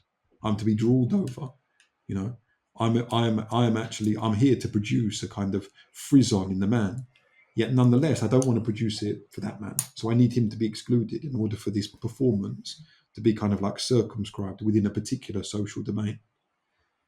And that's why I think you start running into all these like weird paradoxes, because just as we're each in an interstitial position, it's almost like we're each also lord of our own like tailor-made personalized societies, in which we endow ourselves with this ability to be able to banish and exclude and to serve out forms of like symbolic violence, which produces kind of like, I don't know what to say now, but like produces a kind of really weird form of confusion in modern social life, as if everyone has radically different readings of what everybody else is doing constantly. And maybe that abundance of meaning on the flip side has like this thing, as one of its consequences, this thing that Luke keeps talking about, flatness and banality. Because if we talk too much, we give away the fact that we're so radically different from everybody else, and therefore risk incurring banishment, and other people's refusal. Whereas if we keep our conversations down to a banal, a minimum, a kind of like 0 degree of conversation, then at least we don't have to incur that symbolic rejection. And there's a kind of lot in that. Take what you will. Yeah, no, I was gonna kind of say, I think this is why Bataille's kind of notion of energy and sexual energy specifically as something that can and very empirically is excited, and that needs to be expressed. It needs a point of fulmination. You can't have this level at the level of general economy. You can't have this kind of worldwide excitation of sexual energy without having some kind of release valve, without having somewhere to expel this energy, or to kind of decompress it, or to exhaust it. And I think it's at the level of general economy where you get out of that particular banality where when people talk about the over sexualization of feminine dress, it often comes up in the context of cases of sexual assault or rape, for example, which is as much emblematic of the tendency to the superlative in our society as everyone else, because the girl walking past the builders, exaggerating her sexuality, enhancing her sexual power at an individual level, enhancing the kind of level of sexual excitation in a locale. Her refusal of that takes a form of kind of like almost ironic kind of like re-exaggeration. Like the moves become more performative. But then, at the level of it, it's not about, the level of a particular individual, or it's that if you think that if you have that general excitation of sexual energy in a society, it's going to manifest itself within certain individuals. And that manifestation can take things like the incel movement, for example. It can take, like the red pill movement, the kind of brosphere, the, live the single life, don't be with women, they, they're corrupt, they're evil, they're, so it can have this kind of effect. But then, it can also result, and I would argue it can result in individual instances of sexual violence. But those individual instances, they don't concern the woman and the man usually, or the man and the man, or the woman and the woman, or whatever. But rather, it's a kind of, it's like a point of fulmination. It's the points where the clouds have gathered, the storm is brewing, and lightning, it has to strike. It has to dispel this energy. And I think what's interesting about that is that there was I was staying in India when it was the rape kind of crisis. And what was interesting about that moment of India is while I find the slut walk to be kind of, just quite a kind of stupid and unconscious, like kind of what Patrick was saying, this thing in which we celebrate this thing that's supposed to be hidden or shameful, but again, it's like, what about feminism for the bingers? Well, I mean, they had an answer to that later, which came in like body positive feminism, which was a way of kind of like suturing that wound or problem or paradox. But in India, there was this huge crisis of rape, and I actually kind of, because of the way that to dress in that way in India is like very much, it's a political act. It's an intervention into the public sphere. And, of course, it's an intervention which is trying to free and liberate sex and sexuality and woman from, the old strictures of caste, tradition, religion, because like Patrick said, right, necessarily these displays are both public and they're a form of abundance, like a kind of richness in meaning. And I tried actually to organise a protest at the time where we were just going to go walk through Delhi with loads of women and just chant like "Leave me alone." But yeah, it was quite kind of dangerous in a way. Like there were all sorts of risks involved. I didn't end up pulling it off. But what was interesting about the time is that this kind of, if you think this general level of like sexual excitation in which sex is already constrained like to a point of bursting, and where all of a sudden these kind of like young beautiful Indian women adopt Western modes of dress, Western styles of living, and that involves very kind of, and especially for India, the juxtaposition between traditional dress, which is kind of sexual and sexually provocative in certain ways. If you think of like a sari, it's like a very beautiful and kind of like erotic garment in a certain sense. Like the way that it shows like the belly button and the the kind of like inward curve of the middle of the body and the breasts. But what was interesting was, it was precisely at this moment of kind of excitation of sexual energy of these women who are beginning to adopt Western demeanors, who are beginning to adopt Western styles of life, Western values, who are starting to eat beef, to do things that were sacrilege to Hindus, to eat beef, to drink alcohol, to, so it was a very kind of like, symbolic performative intervention into the political sphere that marks a radical change in transformation. But the result of that was this kind of rape crisis. And again, I think that's why the position of general economy is a useful one, because it's not, that girl who dressed in, a Western fashion and was sexually provocative, well, it was kind of her fault. Well, no, it's not about that at all. But it's about that, that the rape was used precisely as a kind of, as a weapon of war, as a reassertion of the old boundaries. And then precisely in and through, what is the kind of the semantic field that surrounds rape? Well, like it's, defilement, impurity, women who are raped, often feel kind of dirty. Like they might take on certain behaviours of like, kind of cleaning themselves, scrubbing themselves. One of the things that rape crisis centres often advise women to do when they go home is like to organise their sock drawer, to like reassert a certain sense of order and control onto external reality that has been quite radically violated. But yeah, I just thought it was interesting that that this huge kind of rise in the incidence of rape in India, and it had these two dimensions, because it was one, there was a general excitation of sexual energy in and through this abundance of sexual meaning that was being symbolically displayed, but its symbolic prestation was at the same time a new way of life, an abandonment of the old customs and traditions. And so the reaction to that was very violent and was very forceful.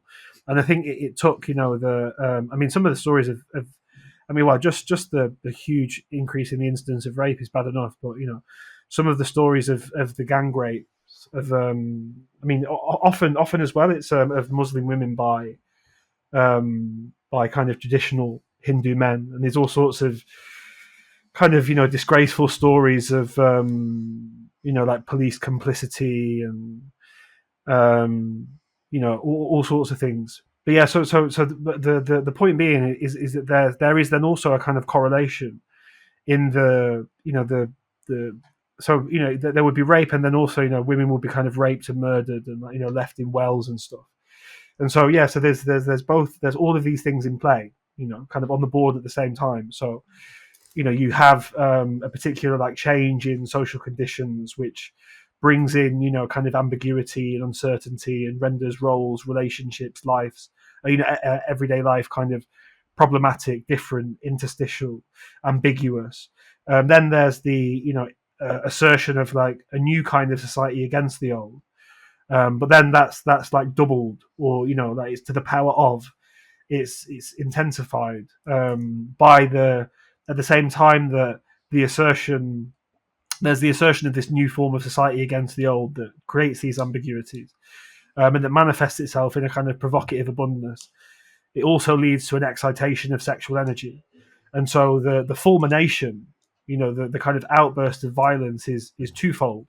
One, because you have a whole load of young Indian men who, well, they're just not getting laid anymore, because the new kind of the way in which you would be the systems of sex, kind of socio-sexual regulation of the past had kind of gone away. Like now you could choose who you got married to, and often it might be reasons for like economic security or economic advancement.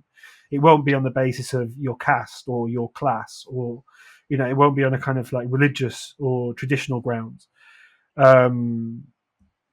So there's a whole kind of new form of sexual regulation, or like a moderation of sexual practices coming in, where the sexual attraction of these females is going to be again kind of hyper condensed upon these particular men who have the kind of the six-figure income, the six-pack, and being 6 foot tall, i.e. they embody these figures of overdetermined masculinity.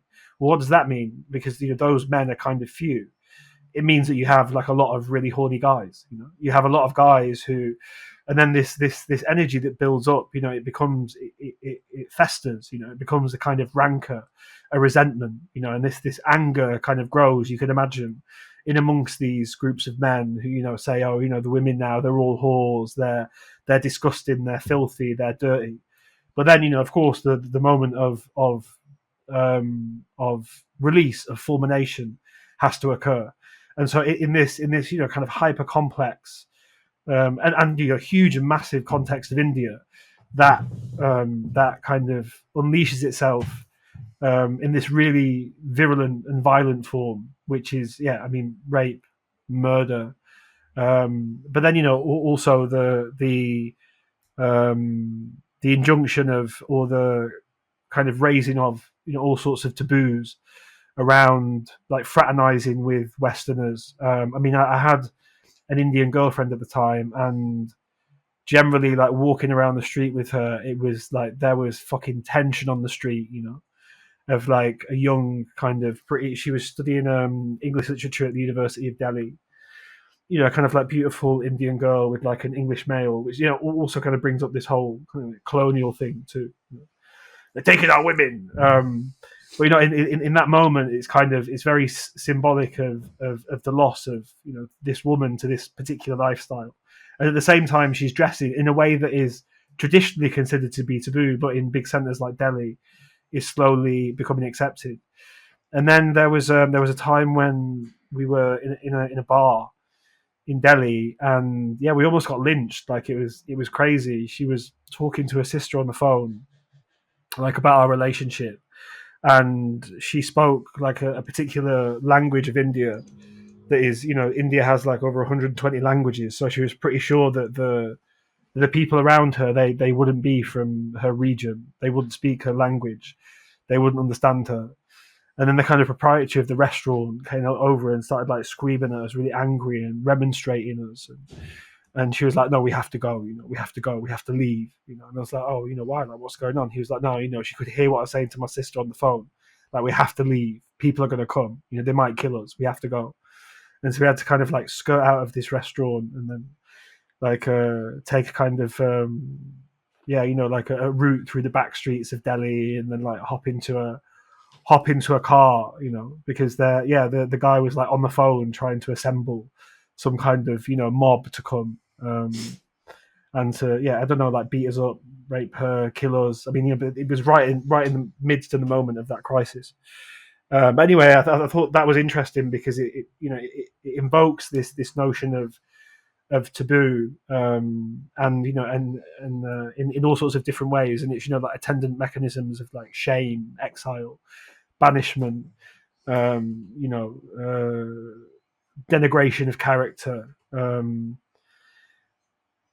and I think it puts it into like a broader context, a level of general energy and general economy that avoids the verbal kung fu of well, I can wear what I want, and and kind of it resituates it away from the individual and just says, well, you cannot have a massive increase in energy within a closed system without having without that system either just exploding or without having some kind of release valve, where because otherwise the energy within the closed system just becomes fit to burst and explode, and that explosion can take either individual or collective forms of extreme violence like rape, murder even. I'm wondering, like, well, I mean, we I think we should finish in a bit, but just as a response to you, Luke, like, I mean, how do we separate this? Because I mean, I agree, but when I think both of you at some point speak, I'm like, fuck, you need to get laid. Also, that's one thing, but another is like. Well, see, that's because you're the man getting laid, right? Yeah, exactly. you're the man getting laid, and you're speaking to these two monks, eunuchs. So it's easy for you to say Jacob, Wow. Well. While the tap is the tap is running, and thou cup doth overflow. Celibacy was one of my strong genre stuff. So I mean, don't go there. But no, but I'm thinking like, okay, what are we talking about here? Because it does sound like we're giving a lot of space to like, okay, the sexual objectification of women and by women seems to take like this massive space, right? But of course, there's this thing of, but are people gonna get more laid if we tone this down in the middle of a period where people basically have stopped talking to each other and where social ties are very weak and relations as such are not as strong or not as continuous or not as regular as they used to be. So I'm just thinking about, I mean, I hear you, but on the other hand, there's just something about it that does sound like, I mean,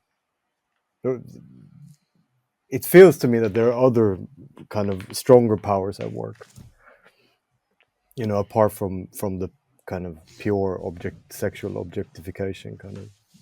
Well, it's the kind of it's the socioeconomic determination of sexuality, right?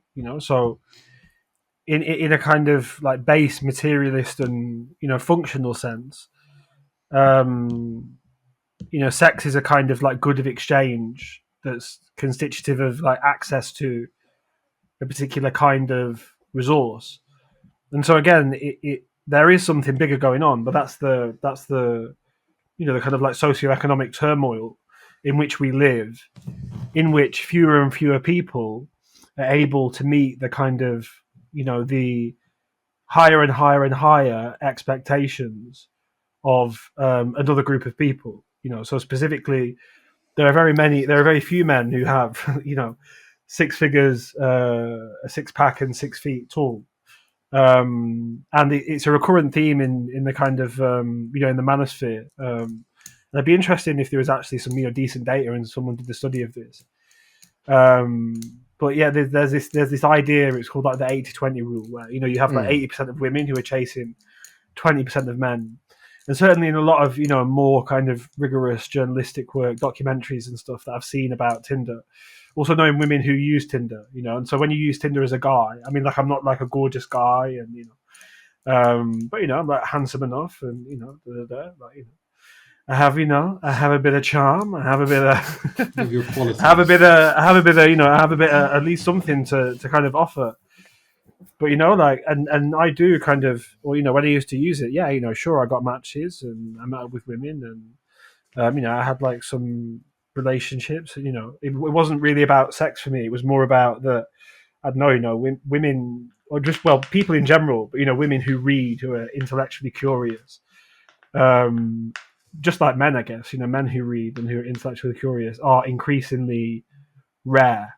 And then when you combine that with the, again, like the overdetermination of beauty, kind of like beautiful women, sexy women who read and are intellectually curious, and much rarer than they were, saying, like, I don't know, when you have like Marilyn Monroe posing on the bed reading Ulysses by James Joyce, those days are kind of long gone. And the kind of the intellect or the writer, even as a figure or object of desire, has very much been replaced by money, by men who can provide, at least in the kind of Anglo, in the Anglo-Saxon world. But the point is, so yeah, that it is that there is something bigger going on, and it's massively going on, and it's one in which the kind of like demands of daily life have massively increased, in terms of being like a la mode, in terms of being in vogue. The costs of doing so have massively increased. To be cool, to be stylish, to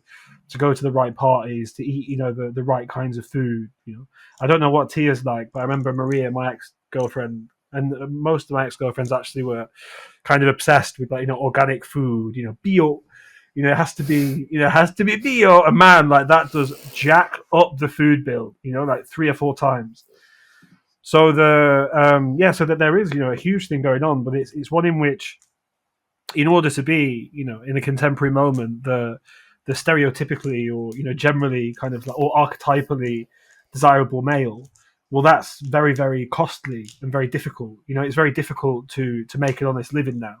Everyone has hustles. Everyone, even if they've got a main job, it's hustle culture kind of thing. But then, at the same time, like it's for a woman to be sexually attractive is not for the majority of women difficult.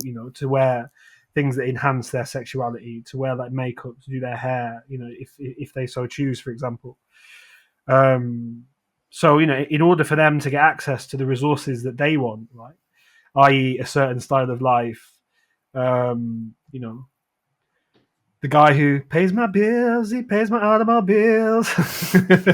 No, but I hear you. But I'm just doubting, I'm doubting whether, to me, it does seem like I completely agree with you on level of social media, but I do doubt, like, because it does, of course, completely flood like the rest of life. But there is also, I think, really a high level where this kind of, I mean, almost in a sense, a symbolic order, but but the way in which social media ideals and everything like that goes along with that in terms of the spectacular communication of it, the ways, like the images that reproduce themselves of sexual objectification, or how to objectify yourself. Oh, okay, more of this, the 6 figures there, blah blah blah, the lips like that, whatever. I mean, it does also feel like more and more often I feel it's as if, well, but then what happens when you test that outside of social media, right? So when you consume, when then there is relation to the outside, I'm wondering what goes on there. Like how much is this? I don't know. Like how much is this if we decrease the amount of social media communication? What happens? Like what is the norms of gender, and what is also just the kind of a life lived in as a spectacle, in a sense, right? Or through spectacle. I mean, I think it's interesting though, because you're kind of making this point, right, from Denmark, from a country in which you have like a much lower level of social inequality, and in which one's sexual desirability as object has precisely, because the society is like more stable, and once you're a part of it, the welfare system and the kind of nature of support is stronger, and and the kind of like bonds that bind people together in groups are much stronger, and wealth isn't kind of valorized, and and want isn't generalized, and greed has not become like a value or a virtue. So I think I mean, I'm not saying that Copenhagen gets away with this. Like the last trend that was quite enjoyable to when you were riding on the bike, but it was where the girls they'd wear like Levi jeans pulled up to their right to their waist, and they would tie them kind of really tightly, so that the jeans were like like almost like a second skin to their arse, like right into the crack. As they kind of like cycled in front of you, be like, oh, fair play. It's a nice butt. So I'm not saying it escapes this, but if you think that in the countries where these things are kind of like most prevalent or most problematic, like India, obviously being like a very extreme example, a very kind of extreme moment of the forceful transformation of culture. But also all of this stuff about like being given the ick. Yes, it does get into Copenhagen in a funny way that I'll tell you about in a moment. It does get into Scandinavia, but it's nowhere near as prevalent or as extreme. Neither the kind of overdetermination, because like the gap is smaller and the conditions for life are more easily attainable. And like life, has but don't reduce my view to just Denmark, man. I mean, I also see other things, but I'm just also doubting, because it does seem that I agree with it, but I'm also interested in, okay, but how come we speak, like from the perspective of only the men here? Because I'm interested, like what is the experience of the other way around, right? Let's open it up, because I mean, I see the argument, but it seems so obvious that I'm like, yeah, but Jakob, come on, mate. I'm going to totally reduce you to a Scandinavian and say, be the Viking. Bring some women in the club so we can so we can get the other perspective, the lived experience perspective. Yeah, no, I know what you're saying though, Jakob. I think there are two different things you're saying. One is like, to what extent does that, like, the ethics and logic of social media kind of like hijack and colonize everyday life? So, for example, maybe we're just like momentarily hypnotized, and women have these kind of like mad standards when they talk on, podcasts and say what their ideal man looks like, and like, obviously influencers are already obliged to kind of like rack up views and extreme views, opinions, and this kind of like slapstick vitalism, that women express in and through being like kind of like how should I put it? kind of ruthless with men. That's the sort of thing that people want to go and look at because it's kind of entertaining. But when you're in a bar, isn't there also a room for other qualities to kind of like shine and flourish?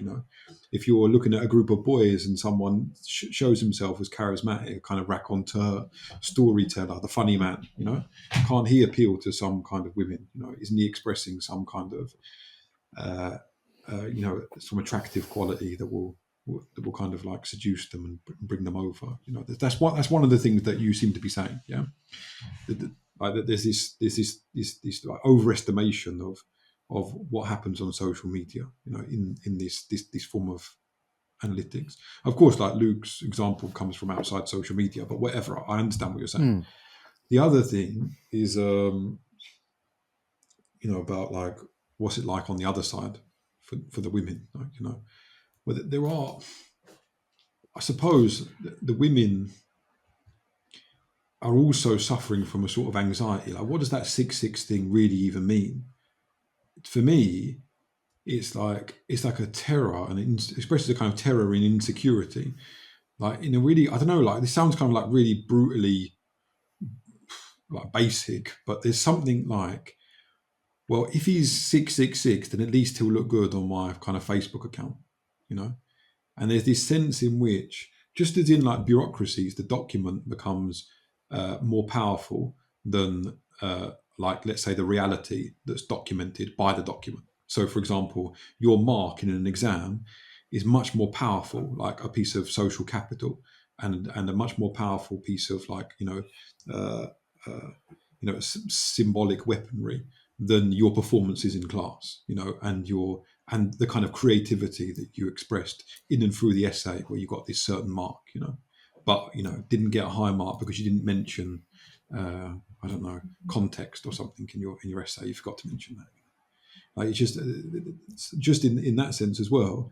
There may be, okay, I laugh at the funny guy and so on, but fundamentally, we're getting to this stage, almost like this tipping point, where what's more real, like the thing that I did, the conversation I had earlier with my dad, or like my CV or something, which one is really me? Now, of course, we want to say the conversation earlier with my dad, that's really me. But the thing that's out there in the world, that's kind of like, how should I put it, like this almost like the DNA of our future, the thing that's going to allow us to muscle our way into a different social media, or to jostle for a place in a high-ranking job or something like that. That's the CV, that's the document, the dossier. And so the equivalent of the CV in the world of like sociability is the profile page. You could this great power with that you can acquire in and through having an exciting, sexy, an appealing profile page. And I've seen that kind of like I'll give you a kind of vaudeville version of this. Like, I remember when I was just walking around Paris one time, I saw this girl, and I was just, for a split second, I thought, oh, she must be like in a musical or something, because her makeup is done up to such a ridiculous extent that she looks like a kind of like clown out here in the real world. But in the theatre or whatever musicals, you have to have this makeup so you can kind of communicate emotion over the vast distances of the auditorium. And then I suddenly saw that actually she'd propped up a camera about like 20 meters away. And so like what struck me there, and she was obviously performing for like Instagram or Facebook or whatever.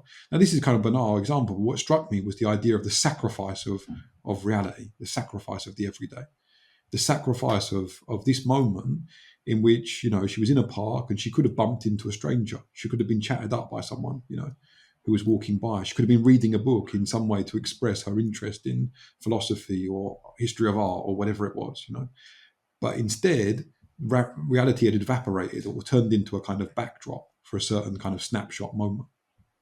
Now, I don't know. There does seem to be something significant in this. Like, even when I was younger, like, there were girls that would go out and they didn't care about the night out.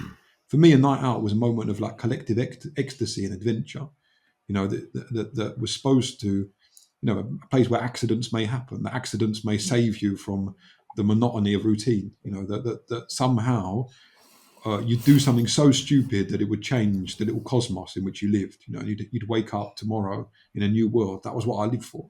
But there were some people that came out that dissolved the night out into a series of photo opportunities. And already this was part of like my discourse about like, how can you give up the most valuable thing in in favor of the dossier, the document, the photograph, the record. I think it's interesting. I don't know to drag it back to my kind of like grand structuralism for a second, but then to link it to specific behaviors in Copenhagen that are quite fucking mental when you really think about them, or when you really think about it, is that these kinds of like forms of intimacy or moments of excitement, like or say for example through the demonstration of charisma, like kind of getting up on the table and making a proclamation, or like displays of kind of exuberance, splendor, wastefulness in the bar. Well, these are exactly the things now that would invoke the ick, that would invoke these labels of the creep or the perv, So, this guy came and he was like trying to tell me the story. God, he was like such a creep, he was such a perv. I remember saying to Maria, my ex, when I was in Denmark and kind of all this thing was happening, I was like, it's like he's a creep, he's a perv, unless he's cute, which is kind of like and that's why it's a dangerous power that then requires these kind of networks of affirmation, validation, neutralization, where their sense of, oh, this man who my kind of participation in like a certain moment, or like almost like a social genre, in which advances are supposed to be made, sexuality is, press stated. People go out on the pull, right? You go to a pub like looking to find like a sexual partner, and then there's this invocation of, oh no, that guy's a creep, that guy's a perv. But what's he doing fundamentally? Well, he's kind of bringing into play like non-economic, non-archetypal factors, things that don't necessarily result in the kind of things that they want from a man as like symbolically prestated in a particular context. And a really funny example of this, and it's fucking nuts, it's called the coven. So the coven is like where witches gather. And it's a Facebook group in Copenhagen. I learned this from a friend of mine who's a pretty radical feminist. She kind of let me in onto this secret. And this group's huge. Like, I don't know if it's still going or how many people are in it, but there were like 5,000-6,000 women in this group. And then basically when they like meet guys, sleep with them or whatever, they like post reviews of the guy. It's very dystopian and also quite sinister and kind of like malevolent in a way. But yeah, so if you're like on Tinder, there, you Jakob. kind of and you match with a guy, they'll like leave like some comments, like a little review of you, in terms of maybe like your attractiveness, your sexual performance, your charm, the where you went on the day, this kind of like TripAdvisor for men, which is quite nuts. But it does show that it's indicative of a certain kind of, it might not be, well, normatively you could say self-consciousness, but technically it's kind of unconscious, that this like kind of articulation of sexual power, in and through the excitation of sexual energy, by emphasizing now to the point of like utter transparency, things that are normatively considered to be sexually attractive. And men do it too, but especially, funnily enough, gay men. Like how many guys at raves I see who have like, who are completely ripped with like abs, and they have, the kind of the vest on, like the kind of, they're like, the very, very erotic and very, very seductive. But then, as well, like, I have like a lot of, I've got a lot of gay friends, and they have kind of something similar, not as institutionalized. It's very Danish, to make it into like a little kind of like man taxonomy. like, with these kind of reviews of, like, sexual prowess, charm, the date, like whether or not he paid for dinner, how good he was in bed, whether or not he was a gentleman, all of these kind of things. But yeah, anyway, I found that quite interesting in the way that it invokes again this sense of witchcraft and these interstitial states. And what is the interstitial state? Well, it's precisely one in which your sexuality is rendered a certain situation ambiguous, right? So if to look at it from the woman's perspective, well, women deal with this in different ways. Some say, "Go away, you creep." Some like entertain the men, who they're not attracted to, who they don't really want to speak to. But it puts them in a kind of ambiguous situation, because they're engaged in a conversation or an approach that they don't really want, but sometimes might feel like shy, or reluctant to kind of tell the man to like piss off. And then these moments of ambiguity are resolved where, well, precisely in these kind of like supplementary networks of affirmation, of validation, of mediation, in which their conduct is usually validated and justified. In fact, another implication of the taboo is in these spaces it's almost taboo to to do anything other than to affirm the woman's sense that he was a creep. And with the taboo kind of like comes the corresponding duty, so it's the duty of the other people. So I mean, I can speak to it from being part of small communities where there will be this, I will be part of this network where women will come and they will talk about a guy who behaved in like a kind of creepy way. And then to even from a perspective of like reasonableness and like thoughtfulness and sensibility, to say, well, hey, like actually, he didn't really do anything that wrong, and yeah, maybe like he was a bit pushy there, but it's not like it doesn't have to be this huge deal where he's kind of like banished and banned from parties and labeled as a perv, a creep, a weirdo, and when you bring these things up, it becomes obvious that you've committed a kind of grave taboo. The only legitimate position from which one can be a subject in that conversation is one of affirmation and validation of the woman's account of this particular person, and then there's a kind of mediation and adjudication of the gravity, and then a corresponding level of kind of like mechanisms of social control, be they through the appellation of a term like perv that then goes around and has very kind of negative effects on the person within that community, or be they to the point of like refusion, exile, banishment, which definitely happens like in the coven. There are guys that are like, yeah, they are like kind of, I don't know, it's almost like a, oh god, what are those things called where you have a rogue? It's like a rogues gallery, like don't sleep with this guy. He's toxic. He's a creep. He's a perv. He's this. He's that. There's almost like a kind of rogues gallery of like photos of the guys from their Tinder. Like, do not sleep with this person. They're gross. They're foul. They're disgusting, etc. Yeah, I don't know. I mean, like, obviously, like it reiterates many of the things we said already. I'm just trying to think if there's any kind of like justification from the other side that there is this kind of like a necessarily territorial relationship to one's body when you're a woman, because no matter how much like society has changed and there have been like fluctuations in the extent to which women's sexual promiscuity has been like celebrated and rhapsodized over, nonetheless, like, just to be crude about it, the man is still like this. He still has the legacy of the conqueror behind him. So the more women he sleeps with, the better higher his status, the more like fabulous he seems. And the woman is always in danger of being kind of like stained or like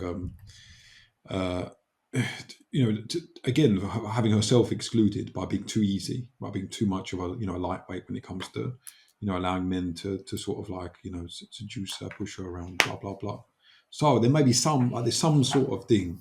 Like there are lots of twats and dickheads out there, who mistreat women for fun. So there is this. I think part of the animosity must be generated, even if there is like kind of a side to it which is like lynch mob esque, and sadistic. Part of its energy comes from this idea of, okay, my body is a sort of like home, and just as I want people to take off their shoes when they come in and show me a decent amount of courtesy and deference and so on, and just I don't want to them to traipse muddy boots all around the place. I don't want to be stained, corrupted, and abused in my body, because then I'll be the one who's like banished and excluded. I'll have like some like female equivalent of the ick on me. So that's one thing I thought. The other thing is that this idea of like increasing what you call these sexual energies or social energies. Now, like we've talked about, shit, my battery's about to go. Fuck. I got 1%. All right, so let's see if I get this in. You talk about the kind of spectacular and outrageous instance of. And there he went. Bye bye. Yeah, ciao, Patrick. Yeah. Did you have like anything to add, or maybe some kind of closing remarks? I mean, maybe one thing I'm thinking of is that, the idea that both men and women, in a sense, in this kind of fucking hyper communicated and world of just statements and proclamations and everything, I mean, how do we handle the fact that most people sexually have no idea really what they desire, right? So all these like, oh, I want the 6 figures, oh, I want the woman who is a trad wife, oh, blah blah blah blah blah blah, all these things. I mean, to me, it just there is a kind of tension to me between the simulacra of it all, of the kind of the mess, like this, in a sense, social media, and then the individual psyche. Okay, but what presented with this person that you never would have met had you not been in that shop on that day or whatever, I'm just thinking about that a bit to kind of nuance this discussion, because I think this discussion also this way of thinking also rests on the fact that people know what they want. Also, I don't know the truth about this Coven group or whatever, I don't know the mechanics of that. I haven't seen it, but I think it's also a perfect example to relate this, right? Of yeah, okay, but he was a bit pervy, but I also like that shit, or like whatever. Like there's so many doubles here, right? And I think there is an element of the mediation of our lives that I mean, it's very banal, but that it does stamp out all the ambiguity in a sense, or a lot of the ambiguity, but in a sense also everything becomes fucking ambiguous because it's so flat that you don't know what the fuck's going on, right? Yeah, I mean, Well, it's funny to talk about the object of desire as fundamentally in some sense like mysterious, enshrouded. This is like parodied, of course, in the Smith song. Please, please, please, let me get what I want. The point is that, well, do we ever really know what we want? But I think definitely a certain kind of like hyper deterministic structuration has taken place in the past 20 or 30 years, and that kind of that structuration is very, very strong. I've certainly noticed it, myself. And in fact, I was talking to to an academic the other night, and we were talking about another academic, a really famous one. It turns out we went to the same college, Oxford, and we both know this woman. And she was just talking about how when she was at college, again, what now is like completely haram, taboo, which is to to sleep with your professors or your tutors.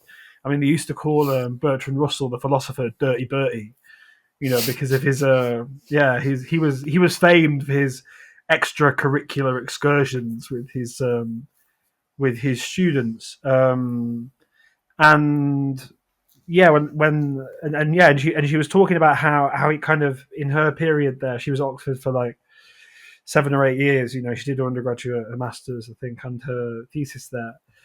And yeah, and then we were reflecting back on the 70s, where the intellectual kind of had like a rock and roll star status, even though materially, the intellectual is never wealthy.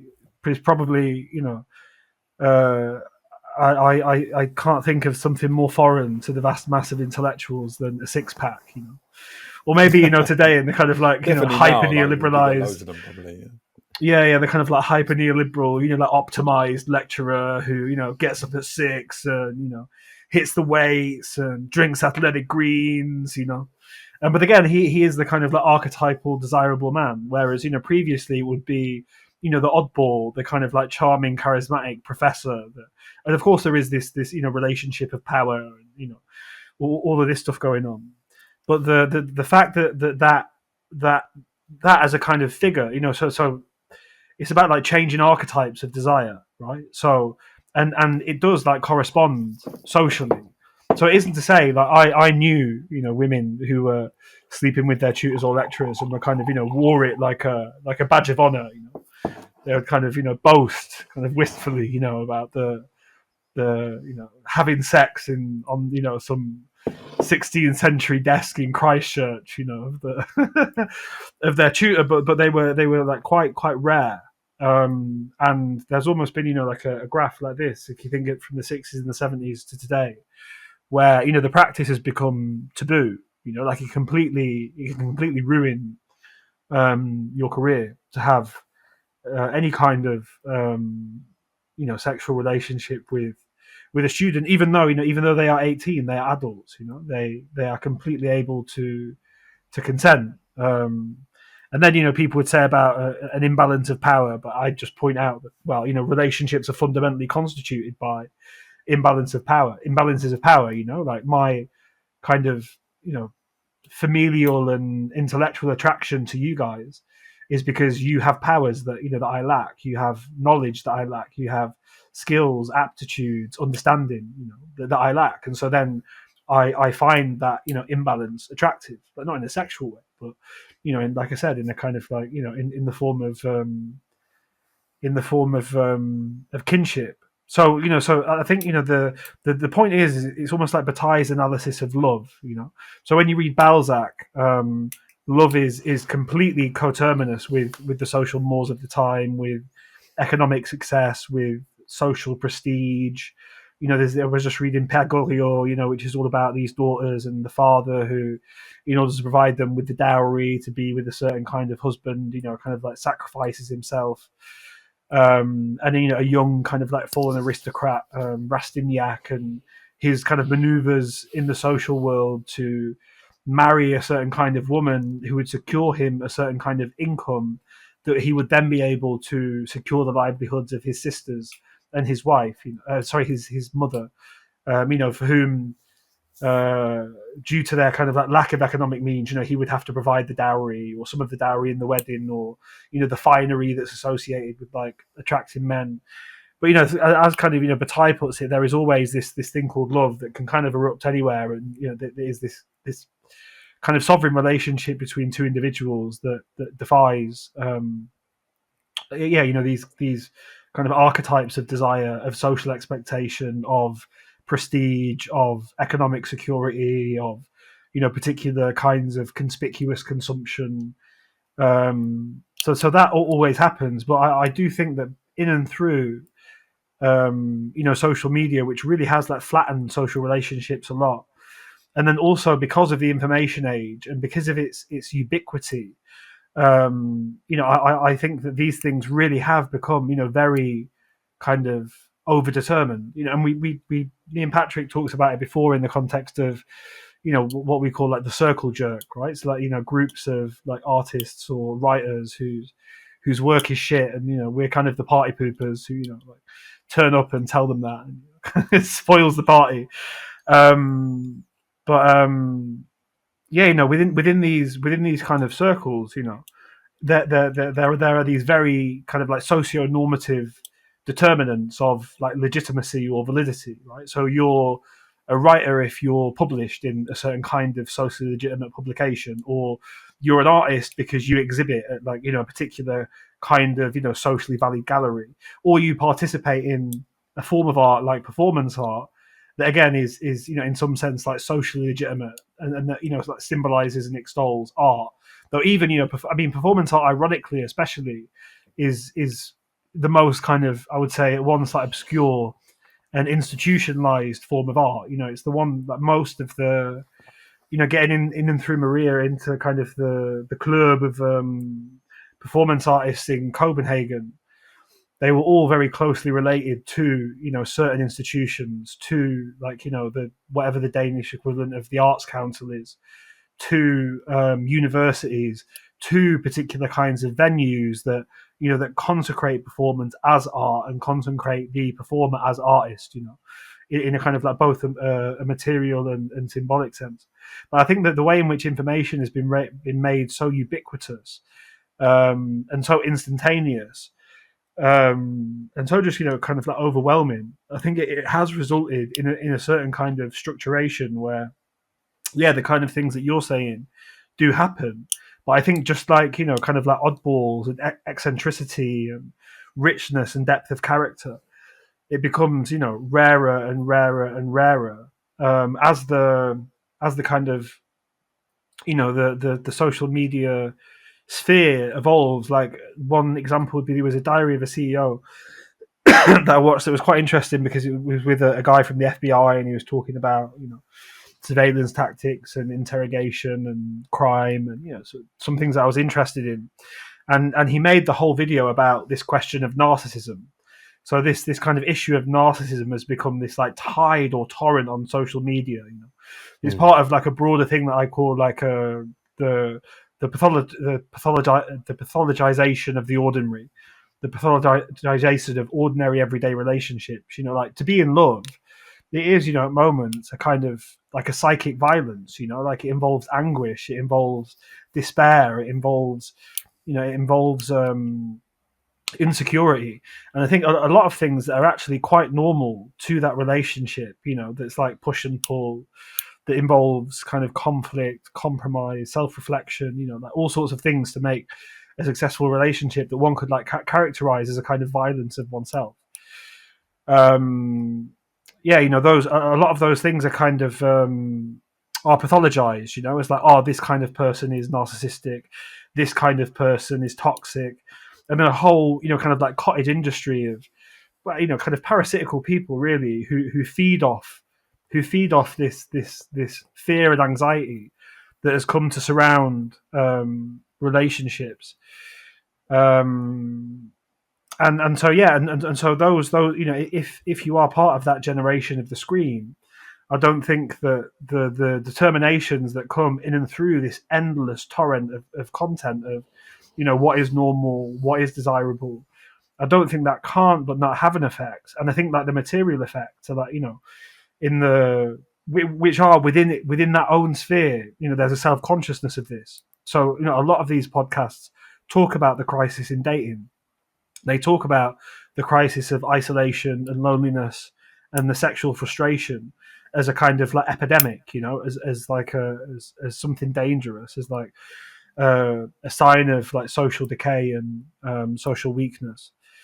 But yeah, I mean, unless you guys have any more to say, I would just say that once we finish psychiatric power, in the next series of lectures on the abnormal, I think that having kind of read Douglas and brought all of these kind of diverse perspectives to bear on it, like social, economic, political, literary, historical, philosophical, I think that it'll be really good that we've gone through and confronted these ideas in a kind of like grounded way in Mary Douglas, because Foucault is in his usual way kind of like hyper dense, kind of abstract, but I think having read Purity and Danger and having kind of thought about it and allowed it to sink and simmer in.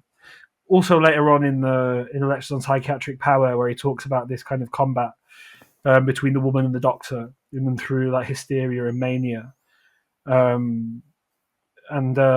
think all the it will all have been kind of like quite useful, and like will provide a continuous reference point. Not just Mary Douglas, but all of the things that we've kind of raised and talked about in thinking alongside her in her work. Are we going to do another week on it? I mean, I don't. Do we need to do another week? I don't know. I feel like the way in which this usually goes is we usually pick up on like one or two distinctions, and then they become sort of like the kind of like code for the entirety of our seminar. So we could do another one, I guess. There's probably another one. There's actually a big chapter on like what is an anthropological explanation, in which she kind of pitches anthropology against psychology and particularly confronts psychoanalysis. Mm-hmm. So I thought like that might be an interesting one to go through together, precisely because Which chapter is that? What's it called? External boundaries, is it? Or yeah, external boundaries. Yeah, that one exactly. Oh yeah, right. So okay. it begins Well, with this idea we can... of like psychoanalysts trying to hijack like anthropology and being like, okay, all right, well, look, the primitive societies, they're stuck in this state of like whatever anal fascination or infantile neuroses, this kind of thing. Like, and we can understand that in and through the fact that they think that by playing with the body, they're going to be able to manipulate the cosmos in some way, almost like turning themselves This sounds terrible. into their own voodoo dolls. There you go. Yeah, exactly. Yeah, So you turn yourself. okay, maybe let's Yeah. not read that. Well, let's. We can. But then she takes that on and is like, okay, all right, like that's the kind of like the psychoanalyst attempting to reduce, the anthropology to his own axioms. But there's this like, what is the psychoanalyst missing? And the thing that he's missing is like the kind of like the unique logos of anthropology. But anyway, that's maybe look, if I think it's relevant in some like future discussion, I can do like a little like interlude on it or something like that. But maybe we should go back to Foucault. Yeah. Well, let's see. I mean, we can talk about it. I might have a look at that chapter, and also do the Foucault reading and just see, just see whether or not there's any, because we could kind of do both things at once, maybe. If it's just that one chapter you want to focus on.